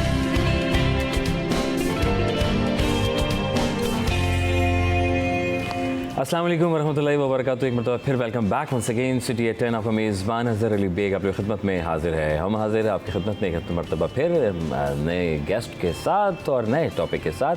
सिलसिले को वक्त के साथ साथ बढ़ा रहे हैं सबके आगाज़ में, और इस मॉर्निंग शो की हैसियत आपकी खिदमत में हाजिर, आप उसकी पज़ीराई करते हैं और आप देखते हैं, सुनते हैं, समझते हैं और कोशिश करते हैं हम अपने गेस्ट के ज़रिए आप तक वो तमाम ख़बरें, वो चीज़ें आप तक पहुँचाने की जो हमारी आम ज़िंदगी में जो इधर उधर हो जाती हैं उसको इधर उधर होने से ज़रा बचा के रखते हैं, तो ट्रैक पर रखें, बेहतर है। Being a Muslim, being a Pakistani, इस्लामी जमहूरियत पाकिस्तान, तो हमें ज़रूरी है कि हमें जो है कुरान मजीद पे फॉलो करते रहिए, नमाज़ अदा करते रहिए, सब्र शुक्र करते रहिए। फिर देखिए ज़िंदगी कितनी खूबसूरती के साथ हमवार होते हुए कामयाबी की तरफ गामज़न होगी। अल्लाह ताला हमें हम सब की ख़ता गुनाहों को माफ़ फरमाए। जुम्मा का दिन है, जुम्मतुल मुबारक का, और दीन दुनिया, हम कहते हैं दीन में नहीं, हम कहते हैं दीन दुनिया आखिरत दोनों में कामयाबी और कामरानी अता फरमाए।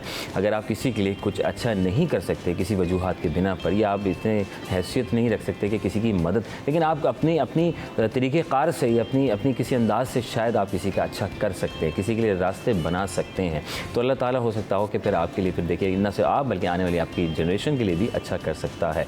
तो अच्छा कीजिए, हुकूकुल इबाद को थामे रखिए, फिर देखिए कितना मज़ा आएगा। जनाब अली, आज का टॉपिक बड़ा ख़ास है और बहुत अहमियत का हामिल है, और नई नई जोड़े बनते हैं, आसमानों में जोड़े बनते हैं, और जब वो जोड़े बनते हैं तो फिर वो आपस में मिलते हैं, जुलते हैं, और फिर उन चीज़ों को बैलेंस करते हुए, क्योंकि ये जो टॉपिक है जिसकी मैं बात कर रहा हूँ वो शादी है, और बैलेंस मैं समझता हूँ एक बड़ा कॉम्प्रोमाइज़ एक है लफ्ज़, जिसमें हमें बड़े बूढ़े कहते हैं कि भाई ये देखना है, सीरत नबी को फॉलो करना है, कुरान मजीद में जो लिखा वो फॉलो करना है। तो शादियों को आसान कैसे बनाना है, तो इस्लाम बड़ा प्यारा दीन है। ये इस कदर खूबसूरत निज़ाम ज़िंदगी है कि इसमें एक भी चीज़ ऐसी नहीं जो इंसानी फितरत पर गिरा गुजरे।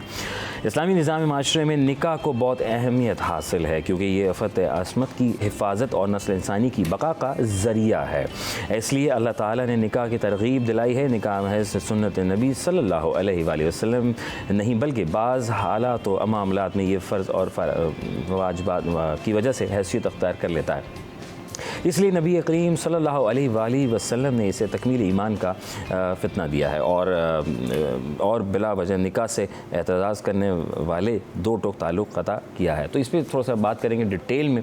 हमारे साथ जो है वो बात के लिए हमने गेस्ट को मदऊ किया अपने स्टूडियो में, उनका खैर मकदम करेंगे। और आज का टॉपिक आपने बहुत गौर से सुनना है, क्योंकि दीन और सीरत नबी सल्लल्लाहु अलैहि वसल्लम और अल्लाह ताला के बताए हुए रास्तों के मुताबिक हम उसको सीखेंगे, समझेंगे। हमारे साथ मौजूद हैं मुफ्ती अबू बकर मोइनुद्दीन साहब। अस्सलाम वालेकुम। रहमतुल्लाहि। सर वेलकम करेंगे, खुश आमदीद। और हमारे साथ जो है बहन डॉक्टर सरवत अस्करी साहिबा हैं। आप PhD की हैसियत माशाल्लाह आपने सीरत नबी सल्लल्लाहु अलैहि वसल्लम में आपने PhD किया हुआ है। आपका बेहद शुक्रिया, आप दोनों तशरीफ़ फरमा हुए। आज हम आपसे बहुत कुछ सीखेंगे और मैं भी और हमारे देखने वाले भी। सर शादी सबसे पहले इस शुरुआत से शादी से अक्सर व बेशतर लोग जो है आज के नौजवान की अगर बात करें तो थोड़ा सा कुछ घबराते हुए दिखाई देते हैं, कुछ शादी कर लेते हैं और कहते हैं लोग क्या कहेंगे, जुमला आ जाता है कि शादी हाँ जी ये करना है, ऐसे मामलात करने हैं। फिर उम्र का मामलात आ जाते हैं, अभी तो मैं ज़रा सेटल्ड हो जाऊँ उसके बाद मैं शादी करूँ, नहीं अभी मेरे पास पैसे हो जाएँ, या फिर वो कि अभी ये इसको ये दिलाना है उसको वो दिलाना है। ये सब चीज़ें बहुत से मामलात आ जाते हैं। फिर ख्वाहिशात आती हैं, बहनें हैं तो वो उसकी अपनी चॉइस होती है, फिर रिश्ता का चुनाव करना चाहिए, फैमिली कास्ट, ये सब चीज़ें। सर इसमें थोड़ी सी रोशनी डालें। बिस्मिल्लाहिर्रहमानिर्रहीम।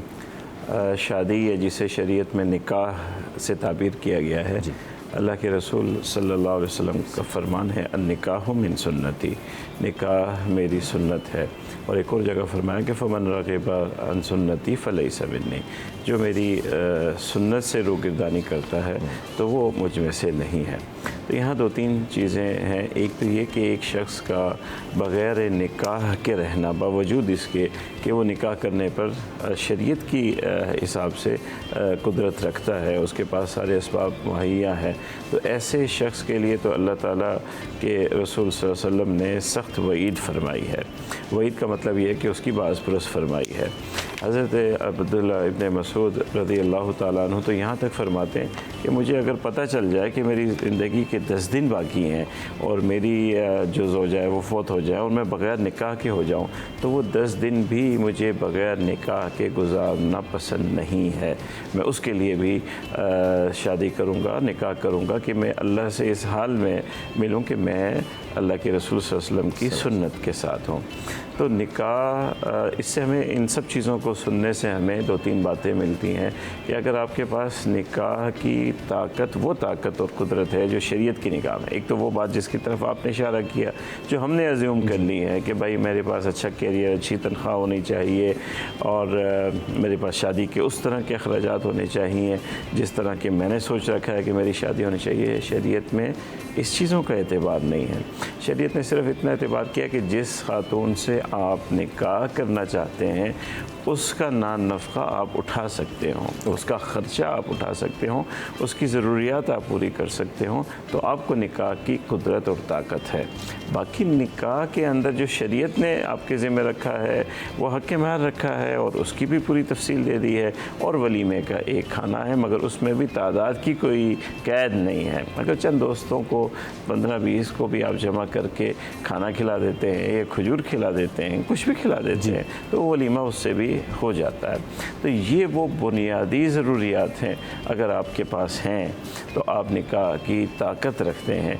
और ऐसे निकाह की ताकत रखने के बाद हज़रत अब्दुल्लाह बिन मसूद जो बहुत बड़े मुफस्सिर हैं, बहुत बड़े मुहद्दिस हैं, उनकी वो कॉल को सामने रखें कि मेरे अगर 10 दिन भी बाकी हों तब भी मैं ये चाहूँगा कि ये वक्त और ये ज़माना मैं बग़ैर निकाह के न गुजारूँ। तो जितना भी अरसा निकाह की ताकत हो जाने के बावजूद हम बग़ैर निकाह के गुजारते हैं, वो शरीयत के रूह से कोई अच्छा वक्त नहीं है, कोई अच्छा काम हम नहीं करते। अल्लाह ताला ने फिर अल्लाह के रसूल सल्लल्लाहु अलैहि वसल्लम की हदीस को हम देखते हैं तो निकाह बज़ात ख़ुद रिज़्क़ की फरावानी का एक सबब है। हम तो ये समझते हैं ना, बहुत सी चीज़ें हैं जिसके बारे में हम ये समझते हैं कि ये अखराजात की एक कुआँ है, गोया कि ये समझते हैं हम कि निकाह हो गया, शादी हो गई, बच्चे हो गए, तो गोया कि अब एक ख़र्चे का जोड़ने का मसला नहीं है, अब ख़र्चे का मसला है। इसी तरह हज है, इसी तरह उम्रा है। तो ये सारी चीज़ें अल्लाह के रसूल सल्लल्लाहु अलैहि वसल्लम ने फरमाया कि अल्लाह ताला ने इसमें बरकत रखी है। जब आप निकाह करते हैं आपका रिज़्क़ बढ़ता है, जब औलाद आती है आपके रिज़्क़ में फरावानी होती है। तो इन चीज़ों से डरना नहीं चाहिए, तवक्कुल अल्लाह पर करना चाहिए। बुनियादी ज़रूरियात आपके पास पूरी है तो आपको निकाह के मामले में जल्दी करनी चाहिए, निकाह को खामखा से लेट नहीं करना चाहिए। तो ये जो हमारे माशरे में हम देख रहे हैं कि मुख्तलिफ़ बहानों से, मुख्तलिफ़ चीज़ों की वजह से निकाह को अब देर तक मौखर करने कि एक सिलसिला शुरू हो गया है। लोगों की उम्र 40-40, 45-45 बरस हो जाती है, निकाह नहीं करते, तो उनका ये तर्ज़ अमल मुनासिब नहीं। मैं एक हदीस और है ज़िक्र फरमा दूँ कि अल्लाह के रसूल सल्लल्लाहु अलैहि वसल्लम के 3 सहाबी हैं, वो एक ज़ौजा रसूल सल्लल्लाहु अलैहि वसल्लम के पास आए। उन्होंने हुज़ूर सल्लल्लाहु अलैहि वसल्लम की ज़िंदगी के बारे में पूछा कि उनकी क्या रूटीन है, किस तरह इबादत करते, किस तरह मामलात करते। सुनने के बाद उनको जो वो सोच कर आए थे कि जिस दर्जे की इबादत करनी है ज़रा सी कम लगी, तो आपस में मशवरा करके कहने लगे कि अल्लाह के रसूल के तो गुनाह सारे है ही नहीं, हैं भी हैं तो अल्लाह ताला ने इतना बड़ा दर्जा दुनिया में दे दिया, उन्हें इबादत की और मेहनत की क्या ज़रूरत है। तीनों ने फ़ैसला किया।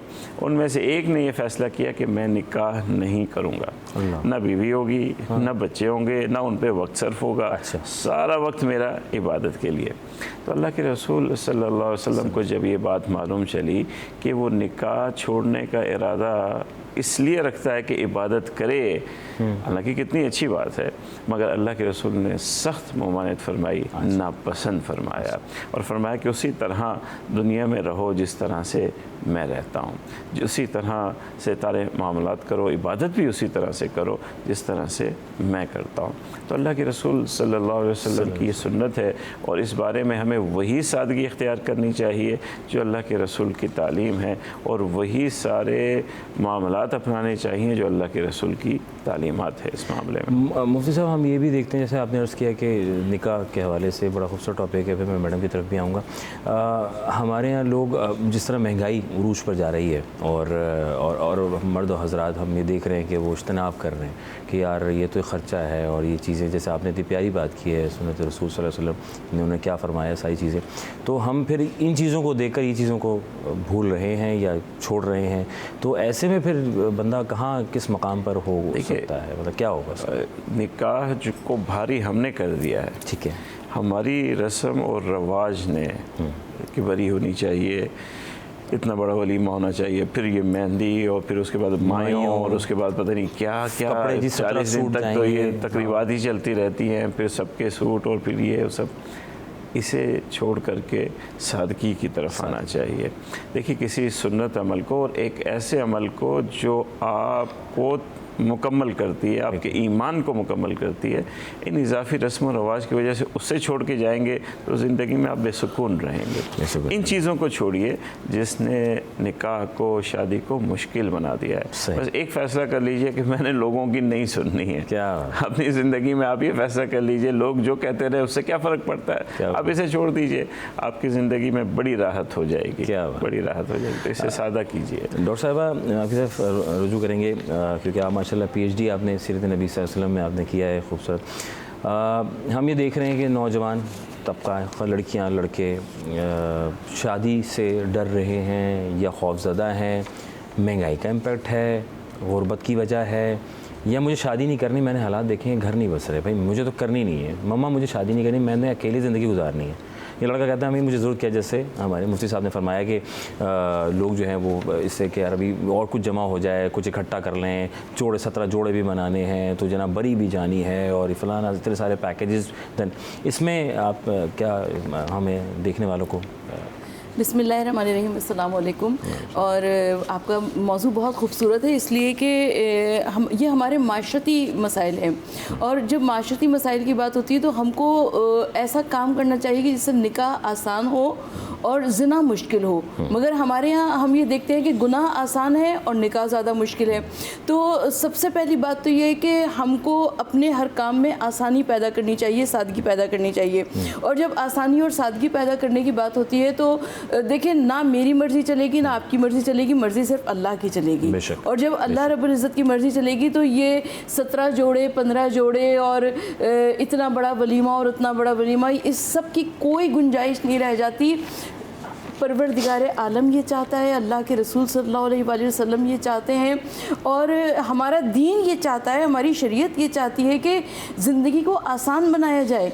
अब मैं इसमें मुरीद इल्ज़ाम करार दूँगी मीडिया को भी, इसलिए कि एक रंगारंग चकाचौंध हमें ज़िंदगी नज़र आती है चार जानिब, जिसकी बिना पर कभी लड़के की बहनें फरमाइशें कर देती हैं, कभी लड़के की वालदा फरमाइशें कर देती हैं, कभी लड़की फरमाइश कर देती है, कभी उसकी बहनें फरमाइश। उस चक्कर में बेचारा वो 38-40 साल का हो जाता है और रिश्ते निकल जाते हैं, सारे रिश्ते निकल जाते हैं। लड़की वालों के साथ भी मसाइल है, लड़के वालों के साथ भी ये मसाइल हैं। अच्छा, दीन और शरीयत क्या कहते हैं? जितनी जल्दी हो सके उतनी जल्दी निकाह कीजिए, कीजिए और एक घर, एक यूनिट माशरे का उसको तश्कील दीजिए। और जब घर या यूनिट बन जाएगा सोसाइटी का तो यकीनन वहाँ से सोसाइटी की एक आला इक़दार भी कायम होंगी और हमारा माशरा भी महफूज होगा। हम ये देखते हैं कि आजकल जितनी मुश्किलात, जितनी परेशानियाँ उसकी बिना पर माशरा मुश्किलात का शिकार है। तो हमको माशरे को मुश्किलात से बचाने के लिए अपनी ज़िंदगी में आसानियाँ पैदा करने की ज़रूरत है। और ज़िंदगी में आसानियाँ पैदा करने के लिए हमें चाहिए कि हम सादगी इख्तियार करें। अच्छा, और सादगी की अपोज़िट हमें नज़र आता है कि दो चीज़ें बहुत ज़्यादा हैं। एक ये कि जिनके घरों में करप्शन का पैसा है या जिनके घरों में बाहर का पैसा है, इसकी बिना पर हम ये देखते हैं कि इतनी परेशानियां हैं ज़िंदगी में, इतनी परेशानियां हैं। वो जो कि रिज़्क़ हलाल खाते हैं और रिज़्क़ हलाल खाना चाहते हैं उनके लिए बहुत परेशानी है। अब आजकल जो रोज़गार के हालात हैं आपको सब मालूम है। जी। अब उसमें एक लड़का जो 1 लाख रुपए की बहुत कम खुश नसीबों के पास जॉब्स मौजूद है। जी। लाख रुपए भी आप बहुत ज़्यादा बता रही हैं। अगर 1 लाख रुपए उसकी सैलरी तो वो 5 लाख का दुल्हन का जोड़ा कैसे बना सकता है और उसके साथ मजीद जोड़े कैसे बना सकता है? तो ये इतनी मुश्किलात हैं। वो असल में डॉक्टर साहब बात ये है कि लोग क्या कहेंगे कि मेरे बेटे ने लड़की को या हमने लड़की को क्या दिया, जेवर। देखिए, अर्ज यही कर रही हूँ कि ना मेरी मर्जी चलेगी, ना आपकी मर्जी चलेगी, ना दुनिया की मर्जी चलेगी, मर्जी सिर्फ अल्लाह की चलेगी। अल्लाह क्या कहता है, कुरान क्या कहते हैं, शरीयत क्या कहती है। तो इस बिना पर अगर मैं और आप देखें तो हमें ज़िंदगी को आसान बनाने की ज़रूरत है, ज़िंदगी को सादगी की तरफ लाने की ज़रूरत है। मैं बहुत सारी ऐसी फैमिलीज़ को जानती हूँ जिन्होंने ज़िंदगी को आसान बनाया। आज उनकी ज़िंदगियाँ बहुत अच्छी गुजर रही हैं, उनके बच्चे फल फूल रहे हैं और ज़िंदगी में आगे बढ़ रहे हैं। तो ये एक बेहतरीन काम है, तो हमको इसके ऊपर तवज्जो करनी चाहिए। इसमें मुझसे मुझे थोड़ा एक बताइएगा कि हमारे यहाँ शादियाँ होती हैं, मंगनी कर लेते हैं, निकाह बाद में कर लेंगे। कहीं देखा जाता है जी निकाह, फिर मैडम मैं आपकी तरफ से दोनों सवाल मैं आप दोनों के लिए ड्रॉप कर रहा हूँ, तो इस पे ज़रा थोड़ा क्लियर कीजिएगा, हमें दीन क्या सिखाता है। तो इस पे ब्रेक मैं लेता हूँ, उसके बाद का जवाब हम मुफ्ती इकराम से लेंगे। वफ़ा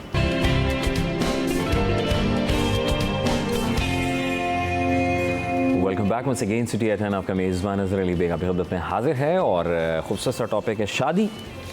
शादी को किस तरीके से आसान बनाया जा सकता है और कितना मुश्किल वो आपके हाथ में है। आपने दुनिया के साथ चलना है तो फिर तो शायद आपको आपके अपने कमाए हुए पैसे भी शायद थोड़े लगने लग जाएं और दुनिया को दिखाने के लिए कि लोग क्या कहेंगे। तो इस पर हम बात कर रहे हैं। मुफ्ती साहब हमारे साथ मौजूद हैं, मुफ्ती अबू बकर मोइनुद्दीन साहब और डॉक्टर सरवत अस्करी साहब, आप PhD सीरत नबी सल्लल्लाहु अलैहि वसल्लम है। सर, ब्रेक से पहले जैसे मैं सवाल किया आपसे, आपका ये सवाल था कि लड़का जो है वो मंगनी कर ले, मंगनी और निकाह को देर कर क्या लिखा जाए। मंगनी एक निस्बत है, इसका निकाह के हवाले से इस तरह का कोई ताल्लुक़ नहीं है। अच्छा, निस्बत कर लेने में कोई हर्ज भी नहीं है। और मंगनी के बाद लोग ये समझते हैं कि चूँकि अब मंगनी हो चुकी है तो फिर ये घूमें फिरें और सब कुछ करें। तो निकाह से जो ताल्लुक़ कायम होता है मंगनी का, उसमें ज़रा भी कोई किरदार नहीं है। तो एक हमारा माशरती निज़ाम है, इसको गलत भी नहीं कहना चाहिए और उसके बाद जो सूरत हाल लोग समझते हैं उसको समझाना चाहिए कि वो अभी भी अजनबी हैं। सिर्फ निस्बत तय हो जाने से कोई ताल्लुक़ कायम नहीं हो जाता, कोई शरई तौर पर कोई इस तरह की रिलेशनशिप कायम नहीं हो जाती। दीन हमें क्या सिखाता है? मंगनी का कोई कॉन्सेप्ट है? निस्बतें हुआ करती थी, निस्बतें निकाह मांगना और फिर उसके बाद निकाह में थोड़ी सी देरी हो जाना, ये हुआ करता था। सॉरी, मंगनी की बात कर रहा हूँ। मंगनी मतलब जिस तरह हमारे यहाँ होती है वो तस्वुर अलग है, मगर एक उससे बुनियादी तस्वुर से लीजिए कि किसी की निस्बत तय हो जाना, बात आगे रिश्ता लिया, भाई हाँ ठीक है ये मैं कर दूंगा। अच्छा। फिर उसके बाद कुछ अरसे बाद निकाह कर देना, ये चीज़ें थी सहाबा के दौर में भी थी और वो थी। अब मैं जो हमारा बुनियादी टॉपिक है कि निकाह में देर क्यों की जाती है, एक बुनियादी तौर पर तो वही कि या तो लड़की के घर वाले ये समझते हैं कि बच्चा अभी कुछ कमाता नहीं, या वो ख़ुद ये समझता है कि मैं नहीं कमाता। इन तमाम लोगों के लिए सिर्फ हज़रत हुज़ूर सल्लल्लाहु अलैहि वसल्लम कि अपनी बेटी हज़रत फ़ातिमा रज़ी अल्लाह ताला अन्हा का अगर वो वाक़या निकाह हज़रत अली के उस वक़्त की माशी हालात वो सामने रखें तो सब के लिए उसमें रहनुमाई है कि जब हुज़ूर सल्लल्लाहु अलैहि वसल्लम अपनी बेटी की शादी फरमा रहे हैं और हज़रत अली के घर में जो बुनियादी साजो सामान है उसके लिए कर्जा उठा करके वो सामान पूरा किया जा रहा है, तो फिर हम कैसे ये हुज़ूर सल्लल्लाहु अलैहि वसल्लम की बेटी हैं वो, जब वो ऐसे घर जा रही हैं, तो हमें सिर्फ इस वजह से निकाह को डिले करना कि साजो सामान नहीं या लाखों नहीं या तय्युश नहीं, तो ये गलत रवैया है। सर वो दौर क्या दौर था, और वही अब दौर का है, दौर वही सबसे अच्छा दौर है क़यामत तक। क़यामत है ना, और अच्छा, अब उससे अच्छा दौर नहीं आ सकता, उससे अच्छे रिश्ते नहीं हो सकते, ठीक है, उससे अच्छे शादियाँ नहीं हो सकती, बेशक ऐसे ही है, उससे अच्छे नज़रियात नहीं हो सकते और ख्यालात नहीं, हमने उसी को फॉलो करना है। बिल्कुल, लेकिन जो अब मुश्किलात जो हम उस दौर से दूर नज़र आते हैं, ये हमारी ख़राबी है। अच्छा, हमें अपने अंदाज़ फ़िक्र में, अपने रवैयों में उसी दौर की तरफ पलटना है। सही। लोग समझते हैं हम नीचे से ऊपर की तरफ जा रहे हैं, ऐसा नहीं है। हम नज़रियात के हवाले से, अखलाक के एतबार से, दुनिया और आखिरत के एतबार से ऊपर से नीचे आ रहे हैं। हम जितना हुज़ूर सल्लल्लाहु अलैहि वसल्लम से दूर होते जा रहे हैं, हम गिरते जा रहे हैं, गिरते जा रहे हैं। ये हमारी सोच गलत है कि हम ऊपर जा रहे हैं। हमें उसी दौर से अपने आप को जोड़ना है, उन्हीं अखलाक से, उन्हीं ख्यालात। ऐसा नहीं था कि उस दौर में मालो दौलत नहीं थी। एक सहाबी रसूल है, उनका जब साजो सामान आता था तो मदीना की गलियां कम पड़ जाती थी।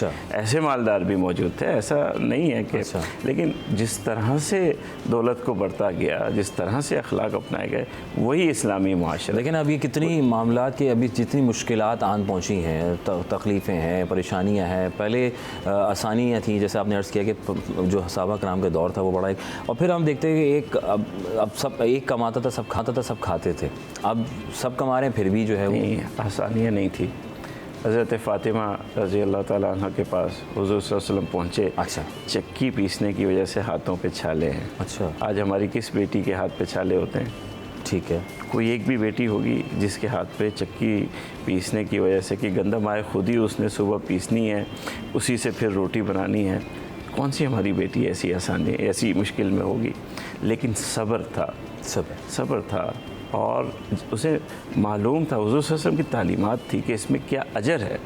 अब जब अजर के लिए और सब्र करते हैं तो घर फिर ऐसे बनते हैं। क्या बात है। आज हमसे अजर, और मैं एक दो चीज़ों का इजाफा कर दूं। एक तो ये वजह है जो हम समझ रहे हैं, एक दूसरी वजह ये भी है कि हमें बराबर का रिश्ता चाहिए।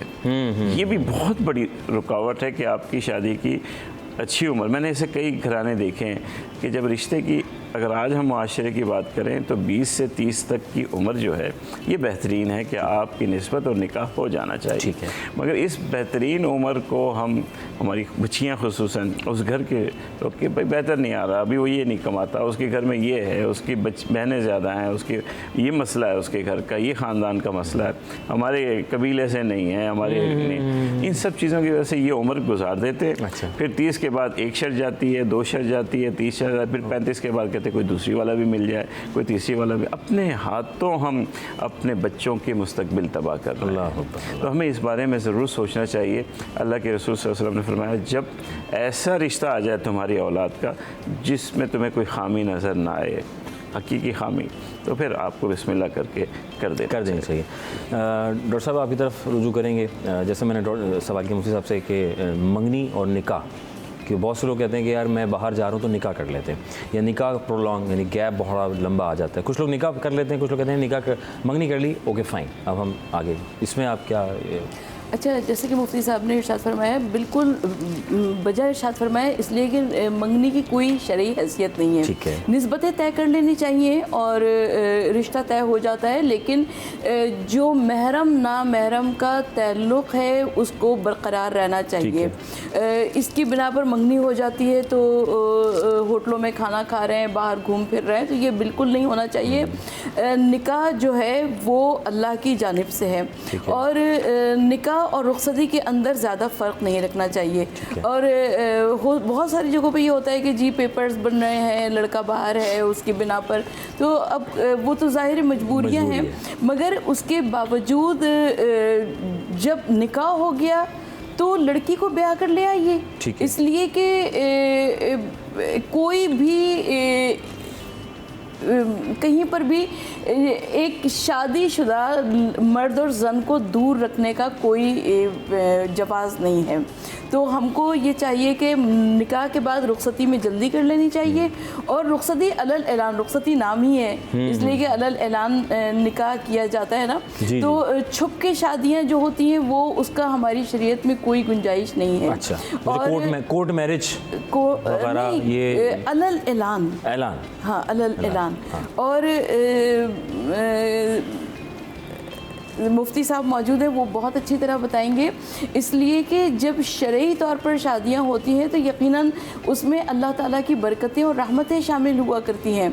और जब मैं और आप हम देखते हैं कि हमारे इर्द गिर्द बहुत सारे ऐसे हालात होते हैं, बहुत सारे सिनारियोज़ होते हैं कि जिसकी बिना पर हम देखते हैं कि वो शादियाँ लेट से लेट होती चली जाती हैं, जिस तरह के मुफ्ती साहब ने बहुत सारे मुझे खाने बहुत सारे अरेंज करने हैं, मुझे जोड़े अरेंज करने हैं, मुझे 17 मुफ्ती साहब ये 17 जोड़ों का कॉन्सेप्ट, 23 जोड़े देना दिलाना और नंबर का क्या हिसाब किताब, थोड़ा ये सब अपनी बनाई हुई बातें, ये सब अपनी बनाई हुई बातें, इसका इस्लाम से, मजहब से, दीन से, शरीयत से कोई ताल्लुक नहीं है, ये सब अपनी बनाई। देखिए अगर कोई शादी हो रही है जी, कोई भी जी, अगर बच्ची वाला लड़के से कोई तकाजा करता है, लड़का बच्ची से कोई तकाजा करता है, दोनों पर जो है वो शरीयत की निगाह से कोई अच्छा मामला नहीं है, इजाज़त नहीं है। ठीक है, आप जो शरीयत ने ज़िम्मेदारियाँ रखी हैं वो बता दी हैं। ठीक है, आपके मुतालबात जो हैं जो निकाह को मुश्किल करते हैं वो गलत है। ये नहीं कि सिर्फ बच्ची से किया जाना वाला मुतालबा जिसे हम जहेज़ कहते हैं, अगर कोई बच्ची वाला भी हक़ महर के सिवा और वलीमा जो सुन्नत है उसके सिवा कोई और मुतालबात करता है तो वो भी गलत है, वो भी गलत है। तो और फिर ख़ुद से घरों में रस्म व रवाज कर लेना कि जी हमारे ख़ानदानों में ये इतनी बरी होनी चाहिए, ये इतनी बरी का क्या कॉन्सेप्ट है? शरीयत में कोई इसकी ज़रूरत नहीं है।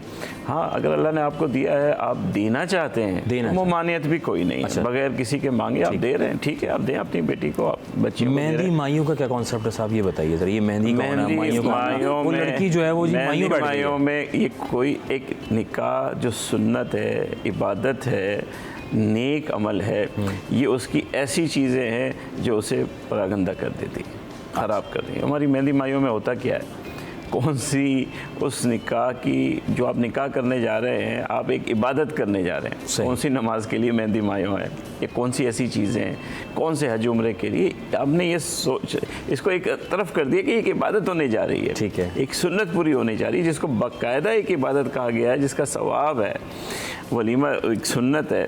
तो एक ऐसे अमल को जो इबादत और सवाब का काम है और उसमें आपने ऐसी चीज़ें दाखिल कर ली हैं, उससे एक तो उससे कोई ताल्लुक़ नहीं, और फिर जिस अंदाज से हो रही हैं और जो खराफात उसके अंदर हो रही हैं वो तो उस पूरी तकरीबात को और पूरी इबादत को ही परागंदा कर रहा है। तो ये अगर देखिए खुशी है, लोग हुज़ूर सल्लल्लाहु अलैहि वसल्लम की ज़िंदगी में ये हुआ करती थी, मगर इस तरह से नहीं जिस तरह से हमने अपना ली है। सादगी के अंदर, आपकी चादर के अंदर, ठीक है, जितनी आपको अल्लाह ताला ने ताकत दे रखी है, खुशी से जो करना चाहते हैं वो आप ज़रूर। शरीयत आपको मना नहीं करती, खुशी का इजहार करने से आपको मना नहीं करती, एक हुदूद कायम करती है जिसमें इसराफ़ नहीं होना चाहिए, जिसमें कोई अल्लाह ताला की नाफरमानी नहीं होना चाहिए, म्यूज़िक नहीं होना चाहिए, डांस नहीं होना चाहिए, इख्तिलात नहीं होना चाहिए, इख्तिलात मर्द औरत का नहीं होना चाहिए। इन सारी शराइत को पूरा करते हुए अगर आप कोई तकरीबात करना चाहते हैं, अल्लाह ने दिया है तो कीजिए, लेकिन अगर ये सारी खराफात हैं तो फिर आप एक गलत काम कर रहे हैं। ओके, डॉक्टर साहब मुझे बताएं कि ये माइयों का बैठ जाना, आपसे भी यही सवाल मैं करूँगा इसलिए कि आपने PhD की हुई है सैयद नबी सल्लल्लाहु अलैहि वसल्लम, तो इस पर ज़रा रोशनी डालें। ये लड़की को माइयों बिठा दिया जाए, उसको फला जोड़ा पहना दिया जाए, वो हाथ में यूँ वो क्या होता है वो एक हम देखते आए हैं। अच्छा, हमारे यहाँ बहुत सारी रसूमात, क्योंकि बरसग़ीर पाक व हिंद में हम सब इख्तिलात रखते थे, लिहाजा वहाँ से भी बहुत सारी रसूमात आई हैं। ठीक है, इस्लाम में, दीन में, कुरान में, शरीयत में इस किस्म का कोई तसव्वुर नहीं है। जिस तरह के मुफ्ती साहब ने इरशाद फरमाया, सिर्फ निकाह है और उसके बाद वलीमा है। और हम सुन्नत रसूल वलीमा अदा करते हुए आप 15-20 लोगों को भी खाना खिलाइए। आप अपनी हैसियत के मुताबिक। नहीं, वो फिर ये आ जाएगा मैडम कि लोग क्या कहेंगे, 15 लोगों को बुलाया और हमें नहीं पूछा। अर्ज किया कि शुरू में कि ना मर्जी आपकी चलेगी ना मर्जी मेरी चलेगी, मर्जी सिर्फ अल्लाह की चलेगी। और हम जब वाजिबात पर अमल करेंगे तो इंशाल्लाह ताला हम सब की ज़िंदगी आसान हो जाएगी। इसलिए कि अगर मैं इस वाजिब अम्र को अपने बेटे के लिए बहुत अच्छे तरीके से करती हूँ तो इंशाल्लाह ताला कोई ना कोई माशरे में वैसा देखेगा और वैसा वो खुद भी अपनाएगा। तो इसका मतलब ये कि हमने एक ऐसा कदम उठाया है और हमने माशरे में नेकी फैलाई है, भलाई फैलाई है। और बड़ी माजरत के साथ मैं ये अर्ज़ कर रही हूँ इसलिए कि हमारे यहाँ जहेज़ पर तो बहुत ज़्यादा बात होती है, लेकिन लड़के वालों से जो मुतालबात किए जाते हैं उसके ऊपर बात नहीं की जाती है। अच्छा। मैं क्योंकि सब बहुत अच्छी तरह जानते हैं कि मेरा इल्म कोई बहुत ज़्यादा नहीं है लेकिन मुशाहिदा बहुत ज़्यादा तेज़ है, तो क्योंकि मैं माशरे में रहती हूँ, हम ये देखते हैं कि लड़की वालों की इतनी ज़्यादा रिक्वायरमेंट्स हैं, इतनी ज़्यादा मुतालबात हैं कि जी एक घर ऐसा होना चाहिए तो गाड़ी ऐसी होनी चाहिए तो शान शौकत ऐसी होनी चाहिए तो लड़का ऐसा कमाता हो वो उसको आईफोन दे दे और वो उसको गाड़ी दे दे।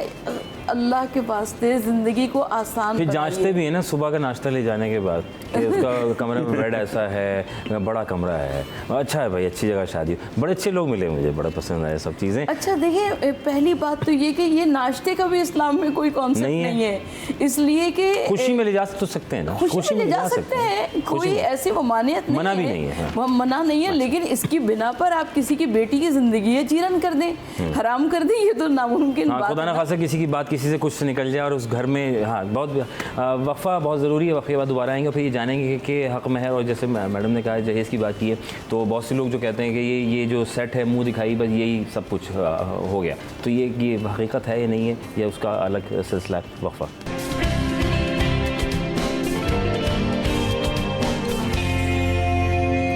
Welcome back once again city at 10, आपका मेज़बान अज़हर अली बेग आपकी खिदमत में हाजिर है। जुम्मतुल मुबारक का दिन है, खूबसूरत सा टॉपिक जो हमने डिस्कस कर रहे हैं, कोशिश कर रहे हैं समझने की। मुफ्ती साहब हमारे साथ मौजूद हैं और डॉक्टर सरवर साहिबा भी हमारे साथ मौजूद हैं। शादी में ब्रेक से पहले था कि जी सर वो कहते हैं ना कि ये सोने का सेट दिए, ये मुँह दिखाई है, तो बाद में पता चलता है नहीं ये तो हक महर था, सम टाइम लाइक कुछ इस तरह की बातें भी सॉरी टू से ये होती हैं, इसलिए मैं आपसे कह रहा हूँ, इसका थोड़ा क्लियर कीजिए। हक के महर कुछ भी आप दे सकते हैं, अच्छा, लेकिन उसे पहले से मुतय्यन होना चाहिए।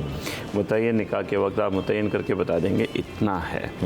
अब देते वक्त जो शौहर है उसकी नीयत होनी चाहिए, ठीक है, क्योंकि कोई भी आप काम करते हैं शरीयत की निगाह में उसमें पहले की नीयत का एतबार होता है, बाद की नीयत का एतबार नहीं होता। ये मेरा मोबाइल लेके चला गया रोड पे, चलो सदका हो गया, अब वो सदका नहीं होगा, पहले की नीयत का एतबार होता है। हमारे यहाँ बहुत सी चीज़ें कुरान मजीद आपने पढ़ के रखे हुए हैं, मुझे बख्श दीजिए, भाई वो जब पढ़ रहा था तो उसको क्या पता था मैंने किसको बख्शना है। नीयत पहले की होती है। जो अगर आप हक के महर अदा कर रहे हैं किसी में भी अदा कर सकते हैं, देते वक्त कोई भी किसी भी रस्म की चीज़ को देते हैं इससे पहले आप कह दें कि ये हक के महर भी है और तुम्हारी, तो सर मैंने देखा निकाह हो रहा है, निकाह होते होते माजरत के साथ मुझे इस पर कि वो एक सेकंड रुक जाए ज़रा, वो हमारे रस्मुआत में है कि अभी जो है जेवर इसी पे आप लिख दीजिए। हाँ ये सर इसी कोई मसला नहीं, मुतय्यन करना निकाह के वक्त ही मुतय्यन किया, वो अच्छी बात है, अच्छी बात। निकाह के वक्त आप मुतय्यन कर दें कि हक महर क्या होगा, कितना फौरी अदा करना है, कितना बाद में अदा करना है, लेकिन अदा करना है। अब हमारे यहाँ एक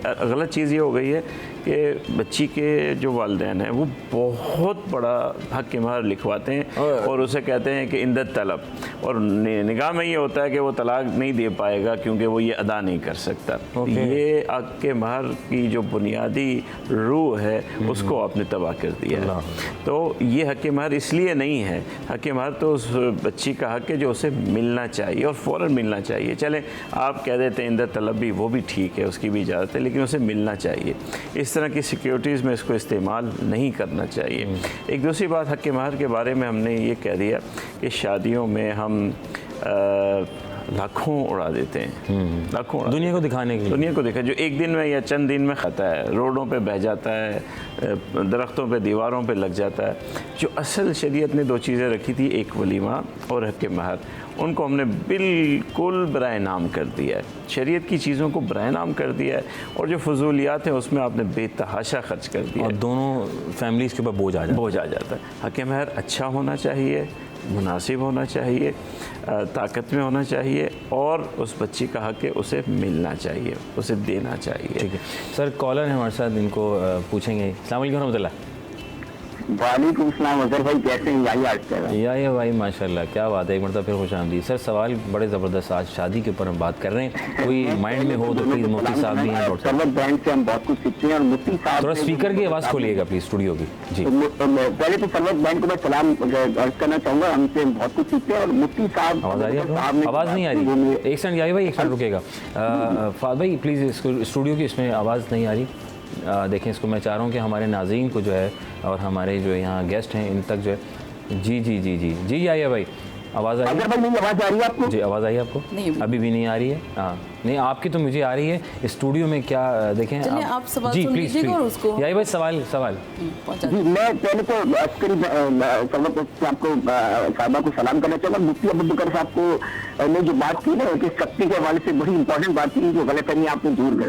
मेरा सवाल देखिए ये है कि आज की शादियों में तो शादियों में बेहूदी भी बहुत हो गई है, इसको भी एड्रेस करना बहुत जरूरी है, क्योंकि जो मूवीज बन रही है ना शादी में, बॉलीवुड की फिल्में बन रही, अदरवाइज बिलीव करें कि इस हद तक लोग आगे चले गए हैं कि मूवी बनाने के चक्कर में ना अपने मेहमानों की फिक्र है, ना लोगों की फिक्र है, वो अपने आप में मसरूफ रहते हैं, लोगों को इंटरटेन नहीं करते कि मेहमानों को। तो मेरा ये इस बारे में कुछ समझ। दूसरी बात ये कि जो हम देखा देखी जो हमने अडॉप्ट कर ली ना चीजें, कि हमारे पास जरूरी है कि इतना बड़े बैंक्वेट ले जिसके अंदर एसी लगा हो और उसके बगैर हमारा गुजारा नहीं हो सकता। दूसरी बात है कि खाने हम जो कर रहे हैं उसमें खाने का जिया बहुत हो रहा है। वो इतनी डिशेस के चक्कर में दो डिशेस होती थी जो आदमी एक समझ के खा लेता था, वो एक खाने का रिस्क का जिया हो रहा है। इससे मतलब कुछ समझिए। दूसरी बात है कि देखिए ये एक ड्राइव चलाने की जरूरत है, लोगों को समझाने की, जिससे हम तबलीग करते हैं ना, लोगों को जाके उस मौके पर समझाने की जरूरत है। भाई ये जिया मत करो। आप बच्चों की ट्रेनिंग नहीं कर रहे, आप बच्चों को बर्दाश्त नहीं सिखा रहे, आप पैसा लगा के ग्लैमराइज शादी जरूर कर रहे हैं, लेकिन उनकी इखलाकी ट्रेनिंग नहीं कर रहे कि आपकी शादी के बाद आपको किस तरह जिंदगी गुजारनी है। इस बारे में जरूर फरमाएं। बहुत शुक्रिया, जज़ाकल्लाह। मुफ्ती साहब, बहुत अहम सवाल है। पहला हिस्सा तो आप ही ने सुना है, वो हमने सुना नहीं, लेकिन जितना हमने सुना और जिससे वो यही सही है, यही सही। तो पहली बात तो शादी ही की तकरीबात से इन्होंने कही, मगर इनका आखिरी हिस्सा बहुत अहम था। शादी की तकरीबात के हवाले से हमने कह दिया कि उसमें सादा होना चाहिए, उसमें मेहमान जितने भी हैं, अब ये देखिए मेहमान और मेज़बान के अपने आदाब हैं, ठीक है। मेज़बान भी उन आदाब का लिहाज नहीं रखता और मेहमान भी उन आदाब का ख्याल नहीं रखता। हमारा मुआशरा हर तरफ से ही तरबियत के हवाले से काफ़ी परेशान कुन सूरत हाल है। जो खाना ज़ाया होता है वो मेज़बान के बजाय मेहमान ज़्यादा ज़ाया करता है। अगर पीछे खाना बच जाए तो वो फिर भी कहीं इस्तेमाल हो सकता है, मगर आपकी प्लेटों में बच जाए तो उसका मेज़बान अब क्या करेगा। और साहब जब खाना खुलता है तो उसके बाद कोई किसी को वही सारी हमारे आदाब की बातें। लेकिन इनका जो दूसरा हिस्सा था ना वो बहुत अहम है कि शादी और उसके बाद तरबियत उस बच्चों की बहुत ज़रूरी है। और मेरी बात शायद शादी के मौके पे ये बहुत बुरी लगे, मगर बाज़ ममालिक में शादी से पहले कुछ चीज़ें बहुत अच्छे तरीके और सलीके से समझाई जाती हैं। ठीक है। जिसमें से एक गुस्सा मैनेजमेंट, कि अपने गुस्सा कैसे करना है। ठीक है। बाकायदा मलेशिया में इसकी तरबियत दी जाती है। और दूसरा तलाक कैसे देनी है। अच्छा, ये दो चीज़ें शादी से पहले बच्चों को समझा देना बहुत ज़रूरी है, बहुत ज़रूरी है। क्योंकि जिस तरह शादी शरीयत की निगाह में सादगी है कि आपके दो बोल हैं और शादी हो जाती है दो गवाहों के बाद, इसी तरह वो बंधन टूट जाना भी उतना ही आसान है कि मर्द के दो बोल या तीन बोल हैं जो ठका ठक वो गुस्से में इस्तेमाल करता है और दूसरे दिन उठता है तो उसकी ज़िंदगी तबाह व बर्बाद होती है। तो ये चीज़ें, गुस्सा कैसे मैनेजमेंट करना है, क्या आप कर सकते हैं, क्या नहीं कर सकते, बच्ची को समझाना है उसके हक क्या हैं, क्या नहीं। जो हक हैं उसके वो बेचारी को मालूम नहीं होते, और जो हक नहीं है वो उसको रटाए होते हैं, वो उसके पीछे अपने घर को तबाह करती है। या तो मोबाइल फ़ोन से कुछ सीख लेते हैं, हाँ, या किसी दोस्त ने सिखा दी। इस हवाले से कोई तालीम मुझे नज़र नहीं आती कि हमारे माशरे ने कोई काम किया है। मिसाल के तौर पर बच्चियों के अगर मैं हुकूक यहाँ बताना शुरू करूँ कि जो उसे हक दिए गए हैं, हमारा माशरा क्योंकि काफ़ी चीज़ें अच्छी भी हैं इसमें, लेकिन क्योंकि दीन इस्लाम तो हर मुआशरे के लिए, अब सास ससुर की खिदमत बच्ची के ज़िम्मे नहीं है, नहीं है। अखलाकी जिम्मेदारी अखलाकी वो अलग जिम्मेदारी बात है, दिल से मगर करे वो ज़िम्मे करे। नहीं, ना करना चाहे ना कर सके। अच्छा। एक घर में रहते हैं हम सब, फैमिली सिस्टम है, बहुत अच्छी बात है, लेकिन वो अपना अलहदा हक घर का मुतालबा कर सकती है, उसे शरीयत ने ये हक दिया है, ये उसका हक है। और फिर उसके बावजूद और भी कुछ ऐसी चीज़ें हैं जो हमें समझानी चाहिए, तालीम और तरबियत देनी चाहिए। अब ये जो शौहर जो है गुस्से में, हमारे पास क्योंकि दारुल इफ्ता है, मैं दारुल इफ्ता में बैठता हूँ, यकीन जानिए कई ऐसे मसाइल आए, एक शख्स मुझे आज तक नहीं भूलता, वो सिर्फ इस वजह से कि उसकी अहलिया ने उसके बच्चों को 8 बजे स्कूल के उठाने के लिए तैयार किया और ठक ठक हुई थोड़ी बच्चों को उठाने में, उठा, गुस्से में तलाक दे दी। अल्लाह। अरे जालिम, तेरे बच्चों के लिए खिदमत हो रही है, और अब वो आकर के परेशान है, मौलवी साहब कोई रास्ता, मौलवी साहब क्या रास्ता निकाले, कुरान के मुकाबले में मौलवी साहब क्या करे, अब ठीक है, कुछ नहीं कर सकता मौलवी साहब। अगर आपको तालीम हो कि ये तलाक और ये गुस्से अंदाज आपके गुस्से के इजहार के लिए नहीं है, एक सोची समझी नतीजे पर पहुंचने के बाद इसका इस्तेमाल है। तो शादी के मामले में तरबियत की बहुत सख्त ज़रूरत है कि बच्ची ने कैसे बरतना है, क्या उसके हुकूक हैं। ये जो हम कह देते हैं ना कि बेटा बस जनाजा ही तेरा बाहर आना है, तेरे को हम रुखसत कर रहे हैं, ये भी गलत है। ऐसा नहीं है कि बच्ची को आपने कहीं भेजा है तो आपका ताल्लुक़ ख़त्म हो गया, समझाने की हद तक तो ठीक है, मगर अब वो हर जुल्म बर्दाश्त करे और वहीं रहे, क्या वो इंसान नहीं है, उसके हक नहीं है। तो ये सारी चीज़ें तरबियत से ताल्लुक़ है। डॉक्टर साहब मुझे ये बताइएगा कि हमारे यहाँ जो है ना 2-3 वैरायटियाँ बहुत हैं। कुछ लोग कहते हैं नहीं तुम सही कह रहे हो, वो गलत है, नहीं तुम गलत हो, तुम सही कह रहे हो। आज फर्स्ट ऑफ ऑल तो बेहतर ये होना चाहिए कि दोनों में अगर कोई तलकलामी बंद कमरे में अगर हुई है तो मैं कहता हूँ उसी कमरे में ही रहे और वहीं मामला हल हो जाए तो कमाल हो जाए। लेकिन हमारे यहाँ होता है फ़ौरन से, अम्मी क्या हुआ बेटा, तुम डाउन लग रही हो, अफसोस, क्या आंखें तुम्हारी लाल हो रही हैं, खैरियत तो शादी के दूसरे दिन, तीसरे दिन, महीने बाद, 2-6 महीने बाद, ये इस पर थोड़ा सा रोशनी डालें, कुछ बताएं, सिखाएं हमें थोड़ा सा प्लीज़, ये ऐसे क्यों नहीं? अच्छा, मेरे ख्याल में ये जो स्मार्ट मोबाइल फ़ोन है ये बहुत ज़्यादा परेशानियों की जड़ है, फसाद की जड़ में। तो जहेज़ में ये नहीं देना चाहिए, जहेज़ में ये नहीं देना चाहिए। जहेज़ में लेकिन अम्मी से भी ताल्लुक़ कैसे होगा, बाबा को मैं फ़ोन कैसे करूँगी मैं? जहेज़ का तो कोई तसव्वुर ही नहीं है, इसलिए कि हज़रत अली की जो एक ज़रा थी वो जनाब सैयदा सलामुल्लाह अलैहा का हक़ महर करार दी गई थी, और जनाब रसूल खुदा सल्लल्लाहु अलैहि वसल्लम ने उस ज़रा को बेचकर जनाब सैयदा सलामुल्लाह अलैहा का जहेज़ करार दिया था। और उस जहेज़ का आजकल के जहेज़ जैसी कोई चीज़ नहीं थी, बल्कि वो चंद ज़रूरियात ज़िंदगी की चीज़ें थी, और जो ज़रूरियात ज़िंदगी की चीज़ें थी अगर उसको एक फ़हरिस्त बनाई जाए और अगर आज के लड़की लड़कों को दिया जाए तो वो कभी भी नहीं लेंगे, वो इनकार कर देंगे। तो सबसे पहली बात तो ये कि हमको अपनी ज़िंदगी को आसान बनाना है, निकाह को आसान बनाना है। अभी यहिया भाई का सवाल हमारे सामने था कि वो वीडियो जो बन रही होती है, पहली बात है कि वीडियो कहाँ इस्लाम में है। ठीक है, हुजूर नबी करीम सल्लल्लाहु अलैहि वसल्लम के ज़माने में जो निकाह हुआ करते थे, क्या उसमें मूवी हुआ करती थी, वीडियो हुआ करती थी, फोटोग्राफर्स के सेशन हुआ करते थे? उससे तो कैमरे वगैरह थे नहीं ना, थे ही नहीं ना, थे ही नहीं, तो हमको अच्छा बेहिजाबी पे कंट्रोल करना चाहिए। बेहिजाबी पे जब कंट्रोल किया जाएगा तो यकीनन बहुत सारे मसाइल कम होंगे, और बहुत सारे मसाइल हमारे इर्द गिर्द जो रसूमात का एक अंबार फैला हुआ है उसकी बिना पर हमें बहुत सारे मसाइल, डिशेस लग जाती हैं बेतहाशा। नहीं, फला की शादी हुई थी तो उसमें 6 डिशेस थी, मैं तो 12 डिशेस तो मैं कम से कम। मीठे में जी अलग एक सेपरेट लगेगा जी, तो पान का अलग लगेगा, तो चाय का अलग लगेगा, क्योंकि मुझे दुनिया के साथ चलना है। देखिए पहली बात तो ये कि ना इसमें हम लोगों ने अपनी ज़रूरियात ज़िंदगी को बहुत ज़्यादा फैला लिया है। ठीक है, और जब बहुत ज़्यादा फैला लिया है तो उसकी बिना पर हम सब की ज़िंदगी में मुश्किलात और परेशानियाँ आ रही हैं। अब जब मुश्किलात और परेशानियाँ आ रही हैं तो अब हम इस तरह की बातें करना शुरू करते हैं। मुफ्ती साहब ने बहुत अच्छा इरशाद फरमाया कि लड़की और लड़के की काउंसलिंग होना ज़रूरी है, थेरेपी होना ज़रूरी है।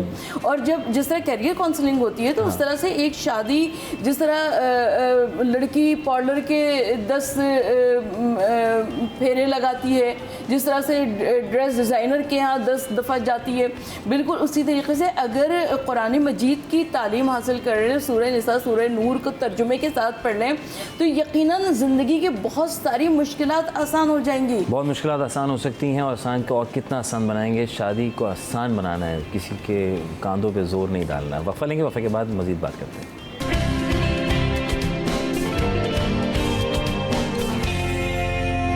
Welcome back one second city Eton. आपका मेज़बान अज़हर अली बेग आपकी खिदमत में हाजिर है और वक्त आन पहुंचा है तकरीबन अख्ताम का। इस सिटी एटन का कंक्लूड करेंगे। शादी को आसान करने के लिए वैसे तो सब कुछ बतला दी है और आप भी माशाल्लाह समझदार हैं, पढ़ते पढ़ाते हैं। सर आपकी तरफ रुजू करूँगा मैं।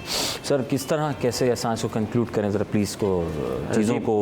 इसमें अगर हम चंद अपने लिए उसूल बना लें, ठीक है, कि हमने शादी खुशी का मौका है, हर वालिद चाहता है कि उसकी औलाद की शादी में खुशी का इजहार करे, लेकिन अपनी चादर के अंदर रहें। ठीक है, चादर से बाहर इसलिए ना निकलें कि लोग क्या कहेंगे, ठीक है, या रस्म व रवाज क्या है, या किसी ने मुतालबा किया है। बिल्कुल आप फैसला कर लें कि मुझे अपने चादर के अंदर रहना है और हुज़ूर सल्लल्लाहु अलैहि वसल्लम की तालीमात के अंदर रहना है। अगर चादर मेरी बहुत बड़ी है तो फिर इसराफ से बचना है, इसराफ की तरफ ना जाए और मेरी चादर से बाहर ना जाए, मेरे उससे बाहर। और एक तीसरी चीज़ भी हुज़ूर की तालीमात में मिलती है कि आपने अपने आस पड़ोस और अपने ख़ानदान का भी ख्याल रखना है। ठीक है, अगर आपकी अल्लाह ताला ने बहुत दे दिया है मगर आपका ऐसा ख़ानदान है जो आपसे माली तौर पे कम है, तो आपके ऊपर एक फिर इखलाकी ज़िम्मेदारी ये है कि आप ऐसा ख़ानदान के अंदर रस्म व रवाज न बनने दें अपनी वजह से कि जो दूसरों के लिए मुश्किल कर। ठीक है, क्योंकि आपकी शादी कल आपके भाइयों में, आपके कज़नों में आएगी कि उसने कैसे की थी। तो इन सारी चीज़ों को देखते हुए, सबका ख्याल रखते हुए आप शादी को अल्लाह ताला ने खुशी नसीब की है, बाबरकत अगर बनाना चाहते हैं तो इसराफ से बचिए, इसराफ नहीं होना चाहिए। अपनी चादर से बाहर जाने से बचिए, इससे बेबरकती पैदा होती है। और लोगों का लिहाज भी कीजिए कि जो आपके इर्द गिर्द करीबी जो आपकी शादी को देख करके इसको अडॉप्ट करेंगे, उनके ऊपर किसी किस्म का बोझ नहीं बनना चाहिए। इन उसूलों को आप सामने रख करके काम कीजिए। रिश्तों के बारे में भी आपको थोड़ा सा उसूल बनाने चाहिए कि जब आपके पास अच्छा रिश्ता आ जाए जिसमें बज़ाहिर आपको कोई ख़राबी नज़र नहीं आ रही, ज़बरदस्ती की ख़राबियाँ तलाश मत करें या और अच्छे की इंतज़ार में आप उसे रिजेक्ट ना करें। कद छोटा है, तालीम की कमी है, घर में तालीम याफ्ता लोग नहीं है, घर छोटा। देखिए तालीम तो कुफ्र में आता है। ठीक है, ये भी मैं आपको बता दूं कि आपको क्या चीज़ें ख्याल रखनी चाहिए। अगर आपकी बच्ची है तो फिर जो आपके घर का अखलाकी रवैया है उसी अखलाकी रवैये वाले घर में उसे बयाइए, उससे नीचे नहीं। ठीक है, जो उसकी तालीम है कोशिश कीजिए कि तालीम को मैच कीजिए। एक तालीम याफ्ता, अच्छी अखलाक वाली, अच्छी बर्ताव वाली का आप रिश्ता किसी ऐसे घर में कर देंगे जो बिल्कुल कुछ नहीं जानता, ये उस बच्ची के साथ ज़्यादती है। और ये शरी आपकी जिम्मेदारी, जिसे कुफ कहते हैं। मालदारी में भी आप इस किसी हद तक ख्याल कीजिए, क्योंकि अगर आपने बच्ची बड़े प्यार से पाली है और आप कहेंगे नहीं जी ये इस्लामी के कहीं गाँव में जाके ब्याह के आ गए किसी रिश्तेदारी के उसमें, तो उस बच्ची के साथ आप ज़्यादती और जुल्म कर रहे हैं। सर मुझे में कीजिए। ठीक है सर, मुझे बताएं कि बच्ची मेरी डॉक्टर है या जॉब करती है, लेकिन जिस घराने में मामला अच्छे बेहतर नज़र आ रहे हैं, लेकिन उनको ये है कि जी हम जॉब नहीं कराएंगे, तो वो ऐसे में इस बातों में ये देखिए शादी का जो मामला है ना, इसमें सबसे बढ़ कर के जो दो मियाँ बीवी हैं उनके आपस में ख्यालात मिलना और एक दूसरे का पसंद करना बहुत ज़रूरी है। उनकी पसंद का सबसे पहले ख्याल रखा जाए, फिर वालिदैन की पसंद है, फिर आगे बात चलती है। प्लीज़ जाते जाते मैं चाह रहा हूँ आपकी तरफ से भी एक कोई पैगाम। घर पंजतन के नाम से हम इब्तिदा करें। दूल्हा दुल्हन के हक़ में फ़रिश्ते दुआ करें। हमको ज़िंदगी को आसान बनाना है, रसूमात से अपने आप को दूर रखना है, रिवाज से अपने आप को दूर रखना है और अल्लाह की मर्ज़ी को मानना है। अल्लाह की रज़ा, दीन क्या कहता है, कुरान क्या कहता है, शरीयत क्या कहती है, हमको इसके ऊपर अमल करना है। और इसके ऊपर जब अमल करेंगे तो हमारी ज़िंदगी भी आसान हो जाएंगी और हम जिस माशरे में रहते हैं उस माशरे को भी हम आसान और सहल तरीके से रवा रख सकेंगे। बहुत बहुत शुक्रिया, जज़ाकल्लाह। डॉक्टर सरवत हुसैन साहब आप तशरीफ़ फरमा हुई इसके साहब और मुफ्ती अबू बकर मोहिद्दीन साहब आपका बेहद शुक्रिया। कम वक्त में बहुत कुछ हमने सीखा और सिखाने की आप तक कोशिश की। अल्लाह ताला आपको दीन दुनिया आखिरत में कामयाबी कामरानी अता फरमाए। हम सबको बारकल्लाह, खुश रहिए, आबाद रहिए और दीन कुरान मजीद हम जो अल्लाह ताला ने हमें सब कुछ बतला दिया उस पर अमल पैरा कीजिए। मैं क्या कहूँ, सब कुछ तो आप तक पहुँच चुका है। दुआ में याद रखिएगा, दस्तकार को माफ़ कीजिएगा, कोई ऐसी बात तो इंशाअल्लाह ज़िंदगी रही तो फिर होगी मुलाकात। पाकिस्तान जिंदाबाद, अल्लाह ने के बाद।